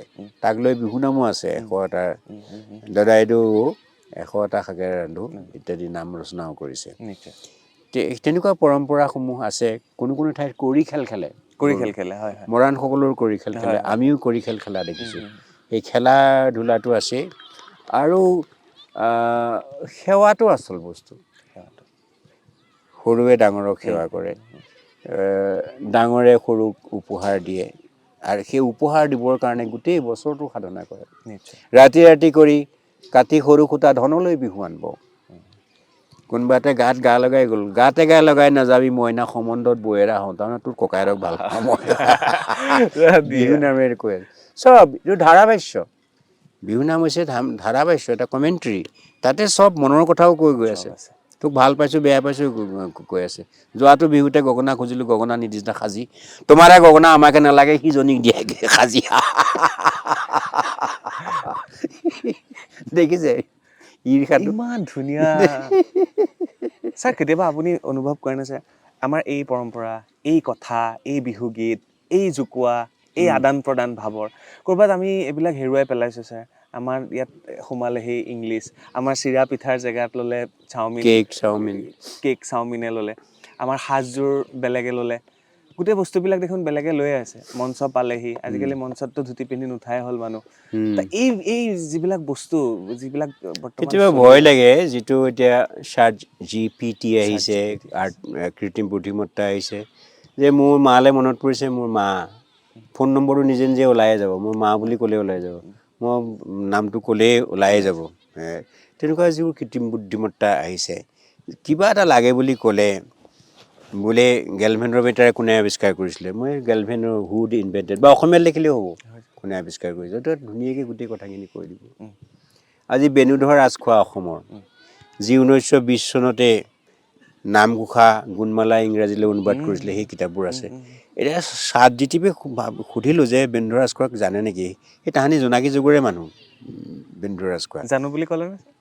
গোটেই কিতাপৰ 37খন কিতাপৰ তালিকাখতে দি দিছে গোটেইখিনি তালিকাখতে দি দিছে তেখেতে বিহুৰ বিষয়ত এখন কিতাপ ৰচনা কৰিছিলে কি আছিলে সেইখিনি কথাও কৈছে যে তাত গৰু বিহু মানুহ বিহু ইত্যাদি কথা মই বোলো কিতাপখন ক'ত পাম ক'লে আপুনি আগৰ লাইব্ৰেৰীলৈ যাওক নহ'লে কোনোবা মানুহৰ লগত বিচাৰক আমি দিব পৰা অসমীয়াত দিছে এনেকুৱা যুগ এটা আহিলে তেতিয়া কেতিয়াবা কিন্তু মানুহক আমুৱাই কেতিয়াবা যে কয় যে হিষ্ট্ৰী ৰিপিট ইটছেল্ফ কেতিয়াবা পুৰণা কথাটো আহিব হৈ যাব পাৰে যে চব প্ৰতিযোগিতা কৰিছে আজি লাহে লাহে বিহু যে মঞ্চৰ বিহু এতিয়া প্ৰতিযোগিতাটো নাইকিয়া হৈ গৈছে এতিয়া কি কৰিছে মই প্ৰায়বিলাক চিটো আমন্ত্ৰণমূলক হুঁচৰিৰ দল আমন্ত্ৰণমূলক জেং বিহুৰ দলে আহিছে তাৰমানে নাহে তেওঁলোক তাৰমানে পুৰস্কাৰ মই যেতিয়া 3 লাখ বা 2 লাখ বা 1.5 লাখ দিব লাগিব মই 30,000কে 5টা দলক মাতিলে 1.5 লাখতে মোৰ হৈ যায় 30,000কে টকা দিম তেওঁ সময়ত আহিব গতিকে আমন্ত্ৰণমূলক দললৈ আহি গৈছে কিন্তু এনেকুৱা হৈছে যে দিনটো গোটেই মঞ্চ খালী থাকে ৰাতি হোৱাৰ লগে লগে অকল সেই শিল্পীজনক গান শুনিব কোন আহিব ইয়ালৈ বোলে আচুৰ্য বৰপাত্ৰ আহিব কোন আহিব ইয়ালৈ বোলে আমুক আহিব সেই কথাটো হৈ আছে কিন্তু মানুহৰ কেতিয়াবা আমনি লাগিব আপুনি যদি অনুভৱ কৰে আজিও এতিয়া হৰ্ডিং বেনাৰ চাব কালি মই এখন লিষ্ট দিলোঁ ছাৰ যে এইবাৰ অমুক মঞ্চলৈ মোক মাতিছে এনেকৈ এখন লিষ্ট দিলোঁ ফেচবুকত মোক তাত কমেণ্ট আহিছে আপোনাৰ কি কাম বিহুত মই তাত এটা কমেণ্ট দিলোঁগৈ ছাৰ যে বিহুখন অকল এজন ছিংগাৰে নচলায় বিহুখন এজন অভিনেতা গৈ উপস্থিত হ'লে বিহুখন নহয় বিহু সমাজখন বিভিন্ন ব্যক্তিয়ে চলে গতিকে আমাকো তালৈ মাতিছে দুআষাৰ ক'বলৈ বা অকণমান আশীৰ্বাদ ল'বৰ কাৰণে বেয়া ক'লোঁ নেকি ছাৰ একদম সুন্দৰ তেনেকৈ আপোনাক যি ক'ব পাৰে তেখেতে এনেই আপোনাক মৰমতেই কৈছে কথাটো এতিয়া আপোনাক ধেমালিতে কৈছে খুব মৰমত কৈছে আপোনাৰ কি কাম কিন্তু আপোনাক যে কথাটো পঢ়িলে যে সেইখন তেখেতক আপুনি ধন্যবাদ দিব লাগে যে আপুনি যে মই যে যাম বুলি যে পঢ়ি কিবা কমেণ্ট এটা দিলে আপোনাক মই ধন্যবাদ জনাইছোঁ বহুতেতো এইটো একো গুৰুত্বই নিদিলে আপুনি যে প্ৰতিক্ৰিয়া প্ৰকাশ কৰিছে প্ৰতিক্ৰিয়া কোনে প্ৰকাশ কৰে যোনে তাক গুৰুত্ব দিয়ে মই ছোৱালীজনী কথাটো ক'লে একো পাত্তাই নিদিলে তুমি কিয় নাই ক'বা সেই বুলি যদি কয় নহয় তেতিয়াওতো ভাল লাগে মই আপুনি ধন্যবাদেই দিব লাগে আপুনি যিটো কথা ক'লে মোৰ ভাল লাগিলে দিনটো বিহু মঞ্চখনত কোনো মানুহ নাথাকে দৰ্শকো নাথাকে তাতে যে কিবা কিবি অনুষ্ঠান হয় কিন্তু ৰাতি মানুহে বিৰ দি বাট নোপোৱা অৱস্থা হৈ যায় ভৰি দিবলৈ জেগা নোহোৱা হৈ যায় অকল কণ্ঠশিল্পীগৰাকীক চাবলৈ যায় মানুহে বা গীতসমূহ শুনিবলৈ চাবলৈ যায় নে নাচিবলৈ যায় মই গম নাপাওঁ দেই কি হ'বগে ছাৰ কি হ'বগে কি ছাৰ এনেকৈ হ'লে কি হ'ব জাতিয়ে জানে কাক গ্ৰহণ কৰিব লাগে কাক বৰ্জন কৰিব লাগে শিল্পীসকল আমাৰ জীয়াই থাকিব অনেক ধৰণৰ আজিকালি পথ উপাৰ্জনৰ পথ আহিছে ইউটিউবৰ যোগেদিও 2 লাখ 3 লাখলৈকে টকা এটা ইয়াত পাইছে আৰু অনেক পথ আছে জীয়াই থকাৰ কিন্তু এটা সময়ত মানুহে সঠিকভাৱে হয়তো বিহুক আকৌ হুঁচৰি গাবলৈ ওলাই আহিব মানুহ এই 3 দিন আমি হুঁচৰি গাম এনেকুৱা কথা হ'ব পাৰে আৰু যিখিনি প্ৰতিযোগী দল আছে আজি তেখেতসকলে হয়তো আৰু 2-4 এতিয়াও দেখিছোঁ বহুত প্ৰতিযোগী দলে আমাৰ ঘৰত আহি হুঁচৰি গায় ছাৰ এনেই আমিতো প্ৰতিযোগিতা কৰিমেই কেইঘৰমান বচা মানুহৰ ঘৰত গাইছোঁ এতিয়া যে কেইঘৰমানত গাইছে যদি এতিয়া 10 ঘৰত তাৰপিছত সেইটো 12 ঘৰ 15 ঘৰ 20 ঘৰ 25 ঘৰ 30 ঘৰ তেনেকৈ ধৰক বাঢ়ি গৈ থাকিব ভাল হ'ব পৃথিৱীৰ ভাল হ'ব মানুহৰ ভাল হ'ব চবৰে ভাল হ'ব আমাৰ বিহুৰ চৰ্চা হ'ব ইমান চৰ্চা হৈছে আটাইতকৈ ভাল লগা আশাব্যঞ্জক কথাটো যে এতিয়া অতি শৃংখলিতভাৱে বিহুৰ কৰ্মশালা হৈছে আজি অসমত 3,000 হয়তো 5,000 কৰ্মশালা হৈছে মৰাণৰ নিচিনা জেগাতে 5,000 ঢোল যদি বিক্ৰী হয় 5,000 ঢোল বিক্ৰী হৈছে বা মৰাণৰ নিচিনা জেগাত তেওঁ ছাপ্লাই কৰে বহুত জেগালৈ এতিয়া চৰ্চা হৈছে যে বিহু তালটো কেনেকুৱা এইটো আগতে এনেকৈ বজাই থাকিলে নহ'ব নহয় এই টকাটো কেনেকৈ বজায় কিট কিট খিট কিট খিট গিনা খিট গিনা এতিয়া কোনোবাই কৈছে কিহৰ 1 2 3 1 2 3 নহয় এইটো 1 2 3কৈ গৈ আছে 1 2 3 1 2 3 1 2 3 1 2 2 কিট গিনা কিট গিনা কিট গিনা কিট তাক কিহৰ বুলি যদি কয় খিটগিনা খিটগিনা খিটগিনা খিটগিনা খিটতাক লাগি যাব গণ্ডগোল অঁ কি হয় টেন টেওঁ টেন টেওঁ টেন টেওঁ টেন টেওঁ মন কৰিছেনে টেন বুজিছোঁ। টেওঁ টেন টেওঁ টেন টেওঁ টেন টেওঁ তো মিলি আছে টেন টেওঁ টেন টেওঁ টেন টেওঁ টেন টেওঁ মিলি আছে মিলি আছে খিটগিনা খিটগিনা খিটগিনা খিটতাক 1 2 3 1 2 3 1 2 3 1 2 3 তিনি তিনিকে 12 তাৰমানে 12 মাত্ৰা দি ঘূৰি আছে কোনোবাই কৈ দিব কিহৰ মাত্ৰা উলিয়াবলৈ আহিছে ৰাইজ সঁচানে 12 মাত্ৰা ঢোলত আপোনালোকৰ অনুভৱ কি এনেকুৱা ক'ব কিন্তু বিজ্ঞান আমি কিবোৰ্ড বজাওঁ তাত চাইন চিউন টেং দি দিওঁ টেম্পো টেম দিওঁ তাত click click click click click click click click click বজালেহে মই ইয়াত কিটগিনা বজাব পাৰিম নহ'লে মই বজাব নোৱাৰিম সিমানটো চাইণ্টিফিক যুগলৈ আমি গুচি গ'লোঁ টিটকাৰী মানুহ বহুত আছে সেইটোও ভাল লাগে দিয়ক সঁচাকৈ যে হওক সেইখিনি ডাঙৰ কথা নহয় কৰ্মশালাত কিন্তু এই শিকাইছে শৃংখলিতভাৱে শিকাইছে আৰু বিহুৰ শিকিবলৈ নাম ল'ৰা কেনেকৈ ছোৱালীখিনি ওলাই আহিছে ঢোল কেনেকৈ সৰু সৰু ল'ৰাই এতিয়া ঢোল বজাব পৰা হৈছে তেওঁলোকে একদম বিজ্ঞানৰ সন্মতভাৱে ঢোল বজাইছে হৈছে আগতেতো আমি লগতে বজাইছিলোঁ অঁ অঁ এতিয়া এইটো আঙুলিটো কিমান জোখত পৰিব লাগিব কেনেকৈ দিলে ডাং হ'ব কেনেকৈ দিলে টাও হ'ব কেনেকৈ দিলে টাচ হ'ব এতিয়া খিট গিনা কেনেকৈ হ'ব ৰগৰটো কেনেকৈ আহিব এইটো কেনেকৈ আহিব সেইবিলাক শিকাইছে আজিকালি ইউটিউবত শিকাইছে বহুত ডাঙৰ কথা গতিকে ভাল হ'ব আমাৰ নিশ্চয় ছাৰ সকলো আশাবাদী সঁচাকৈ আমি সকলোবিলাক ভাল হ'ব সেইটোৱে আশা কৰিছোঁ ছাৰ এটা বেলেগ প্ৰশ্নলৈ যাম আৰু শেষো কৰিম বেছি দীঘলে নকওঁ ইয়াৰ নেক্সট যিটো মই যাম আপোনাৰ সংগ্ৰহালয়টো এবাৰ চাই যাম কিন্তু ছাৰ এটা প্ৰশ্ন যিটো মোৰ বন্ধু আপোনাৰ সন্তান সুযোগ্য সন্তান ৰজত কমল বঁটা প্ৰাপক অনুৰাগ শইকীয়াৰ পিতৃ আপুনি এইবাৰ আইফাও পাইছে এইবাৰ আইফাও পাইছে মই এইটো এনেকৈ সুধিব গৈছোঁ ছাৰ অনিল শইকীয়া ছাৰৰ ল'ৰা অনুৰাগ শইকীয়া এটা সময় আছিল তেনেকৈ আৰু এতিয়া হয়তো ক'ৰবাত উল্টাটো হৈছে ওলটা হৈছে নহয় হৈছে এইফালে মানুহ যে দেখুৱাই থৈ যায় এইটো অনুৰাগ শইকীয়া ঘৰ মই বাতৰি কাগজ পঢ়ি থাকোঁ কিমান গৌৰৱান্বিত সেইটোতো সোধাৰ প্ৰশ্নই নহয় ইটোহে কৈছোঁ এতিয়া মই অনুৰাগ শইকীয়াৰ পিতৃহে প্ৰশ্নটো এতিয়া মই এইটো সুধিব গৈছোঁ তেওঁৰ মই গৌৰৱান্বিত যথেষ্ট পিতৃ হিচাপে সেইটো প্ৰশ্ন হ'বই নোৱাৰে মোৰ গৌৰৱান্বিত এতিয়া আমাৰ ল'ৰা হয় নাই তেওঁ অসমৰ ল'ৰা অনুৰাগৰ পৰা কি বিচাৰে আপুনি এই সুস্থভাৱে সংগীত কৰক একেবাৰে যিটো সুস্থ ৰুচিবোধ মই তেওঁ দেখিছোঁ এটা বিহাৰৰ ৰাজাজী বুলি লোকসংগীত কৰিছে মই যিটো ভাবি থাকোঁ মই তেওঁক কেতিয়াও কোৱা নাই কিন্তু মোৰ মনৰ ভাৱটো পূৰ্ণ কৰিছে কেনেকৈ সেই লোকসংগীতটো কৰোঁতে তাত যিকেইটা বাদ্য বজায় বুলবুল তৰংগ হাৰমনিয়াম ঢুলুকি সেইকেইটাহে বজাইছে তাত বেছ গীটাৰ কীবৰ্ড বা একো বজোৱা নাই তেতিয়া লোকগীতৰ বিশুদ্ধতাটো ৰক্ষা কৰিছে সেই বিহু আমাৰ তেওঁ যদি বিহু কেতিয়াবা কৰে মই আশা কৰিম যে আমাৰ ঢোল পেঁপা গগনা তাল যি পঞ্চবাদ্য আছে সেইটো লৈ বিহুটো আৰম্ভ হ'ব আজি তৰাৱতী বড়ীয়ে ঐনিতম কেনেকৈ কৰিছে ঢোল পেঁপা গগনাৰ লৈ যি তৰাৱতী বড়ীয়ে আজি সংগীত নাটক একাডেমীৰ বঁটা পাইছে মই তেওঁৰ পৰা আশা কৰিম তেওঁ অতি সুস্থ ৰুচিবোধৰ সংগীত সৃষ্টি কৰক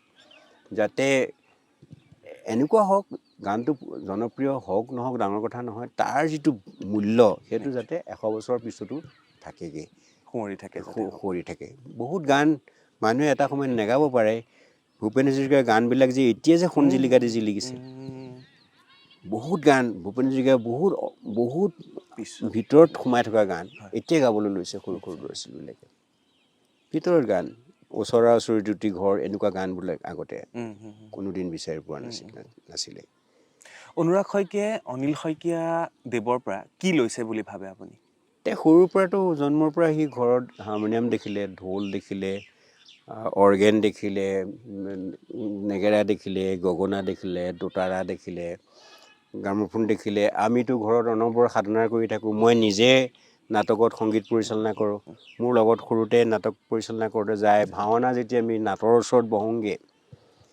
আৰে চাম মূৰুতি যেতিয়া গাইছোঁ দেই দিন নানাও কীত 3 বছৰীয়া ল'ৰাটো চাই থকা নহয় তাল বজাই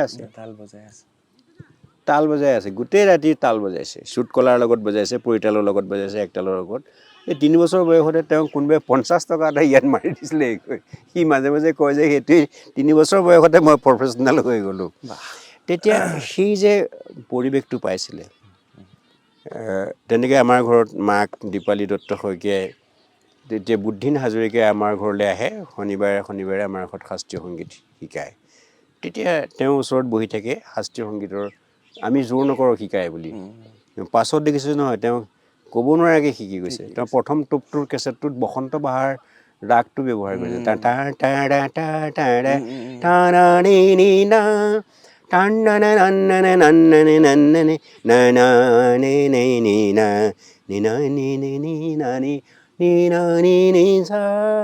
তেতিয়া দেখিছোঁ এওঁ শিকি গৈছে। এতিয়া ইস্কি সেই গানটোতো আপুনি দেখিব মাজৰ এছোৱা ৰাগ তেওঁ ব্যৱহাৰ কৰিছে। গতিকে তেওঁ তেতিয়াই কৰি গৈছে। পাছত তেওঁ কিন্তু পাছত কৰোড়া ঠাকুৰীয়াৰ ওচৰত গৈ শিকিছে। কেতিয়াবা অনিল শইকীয়াদেৱে বা পিতৃয়ে অনুৰাগ শইকীয়াক কৈছিল নে নাই ডক্টৰ হ'ব লাগিব, ইঞ্জিনিয়াৰ হ'ব লাগিব? নাই নাই নাই নাই নাই তেনেকুৱা কথা ক'বলৈ, এইবোৰ ক'লে তেওঁৰ যিটো উত্তৰ দিয়ে নহয়, কেতিয়াবা কওঁ মানে কৈছোঁ যে তুমি যি কৰা PhD কৰিবা, এই তুমি বৰ সৰু সৰু কথাবোৰ ভাবাহে, মই ভাবি আছোঁ অস্কাৰৰ কথা, তুমিতো লাগে PhD তেনেকুৱা কথা আৰু সেইকাৰণে মই নোকোৱা হৈ গ'লোঁ। কি পৃথক দেখিছিলে যেতিয়া 3 বছৰ বয়সতে অনুৰাগ শইকীয়াই তালখন লৈ পেলাই ভাওনাত বা ৰাসত? কথাবিলাক খুব বুদ্ধিদীপ্ত আছিলে। আছিল। তে পৰীক্ষাত মানে সদায় কেইটামান প্ৰশ্ন লিখিয়ে গুচি আহে, বেছিকৈ নিলিখে। তে মই ক'লোঁ এইটো লিখিলা নাই, গৰুৰ বিষয়ে 10 শাৰী লিখিবলৈ কৈছিলে, নিলিখিলোঁ। কিয় নিলিখিলা? মাষ্টৰটোৱেনো আৰু গৰুৰ বিষয়ে নাজানেনে আৰু, মাত ফুটাই নাই ভালকৈ, মোক আৰু সুধিব লাগে নেকি আৰু, বোলো বাকীখিনি কিয় লিখিলা? 30 নাপালে যে ফেইল কৰিম। এই যে কম লিখে 2 ঘণ্টা 1 ঘণ্টাত, পাছত কটন কলেজত পঢ়ি থাকোঁতেও অধ্যাপিকাসকলে ৰাখি থাকিবলগীয়া হয়, অনুৰাগ ওলাই গুচি আহে।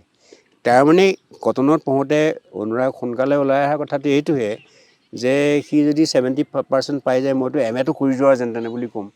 মেট্ৰিকত ফাৰ্ষ্ট ডিভিজন পালে, হায়াৰ ছেকেণ্ডেৰী ফাৰ্ষ্ট ডিভিজন পালে, মই নি আছোঁ, কটনত ছিট পালে। তেতিয়া সি ক'লে যে দেউতাই মোক সুধিলে পৰীক্ষা কেনেকুৱা হ'ল তোমাৰ, এনেকৈ ক'লোঁ BA।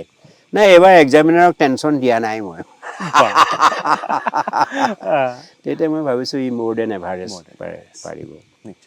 তেতিয়া তেওঁ নিজৰ লাইনলৈ স্বৰ্ণভূমি একাডেমি অফ মিউজিক চেম তালৈ গুচি গৈছে পিয়ানো কৰিবৰ কাৰণে। তাৰপৰা শিকি আহিছে। তাত প্ৰফেচাৰসকলে 2টা কথা কৈছে, মোক কৈছে দেউতাই এনেকৈ কৈছে, তেওঁক ব্ৰেণ্ড এম্বেচেডৰ দিছে, দি কৈছে যে তুমি 2 বছৰত চাইন কৰিবা, যদি কিবা কাৰণত নকৰা আমি বুজিম যে তোমাৰ অহংকাৰ হ'ল। আৰু আচৰিত কথা যে তেওঁ ওলাই অহা 2 বছৰৰ পিছতেই 2014 চনত ৰজত কমল বঁটা পাইছে। তেওঁলোকে যেনেকৈ কৈছিলে তেনেকৈ কথাটো হৈছে। তেওঁ নিজৰ জেগাটো সেইটোহে আছিলে, আমি আগতেই পঠাব লাগিছিলে বোধহয়। ধন্যবাদ ছাৰ। লাহে লাহে বেলি লহিয়ালে আৰু লাহে লাহে আমাৰ কেমেৰাও হয়তো অকণমান ক'লা পৰি আহিব, আমাৰ মুখবোৰ ক'লা হৈ পৰিব ছাৰ। কিন্তু এটা কথাই ছাৰ, খুব ভাল লাগিলে আপোনাৰ ইয়ালৈ আহি, আৰু বিহুৰ বিষয়ে কিঞ্চিত মানে এই অনুষ্ঠানটোত অকণমান জানিবলৈ চেষ্টা কৰিলোঁ, বিহুৰ জন্মৰ পৰা 7 বিহুৰ পৰা আৰম্ভ কৰি পুত্ৰ অনুৰাগ শইকীয়ালৈকে, আৰু এই 7 বিহুত কি কি পৰম্পৰা থাকিব পাৰে, এই সকলোবিলাক বৰ্তমান বিহু কি পৰ্যায় পাইছে। ছাৰ আশাবাদী যে অসমীয়া নতুন প্ৰজন্মই, ডেকাই জীয়ৰীয়ে বিহুক ৰাখিব, বিহুৰ মান ৰাখিব, আৰু তেতিয়াই আমাৰ অসমখন থাকিব ছাৰ। থাকিব। মই একেবাৰে শেষত এটা প্ৰত্যুৎপন্ন মন্ত্ৰী এটা বিহু গীত গাই শেষ কৰিছে। এই কেতিয়াবা ফূৰ্তি কৰে এনেকৈ, এই পুটুকলি গৈ মাছ পুটুকলি উজানত, পুটুকলি লাহেকৈ পুটুকলি ধৰিবা, পুটুকলি হাতে পাতে পুটুকলি পিছলি, পুটুকলি পৰিবা, পুটুকলি চাবা, এনেকুৱা ধৰণৰ বিহু নামবিলাক গাইছিলে। এনেকৈ কেমেৰাকেইটা যদি হাতত লৈ লওঁ ছাৰে, মই খোজকাঢ়ি যাওঁ।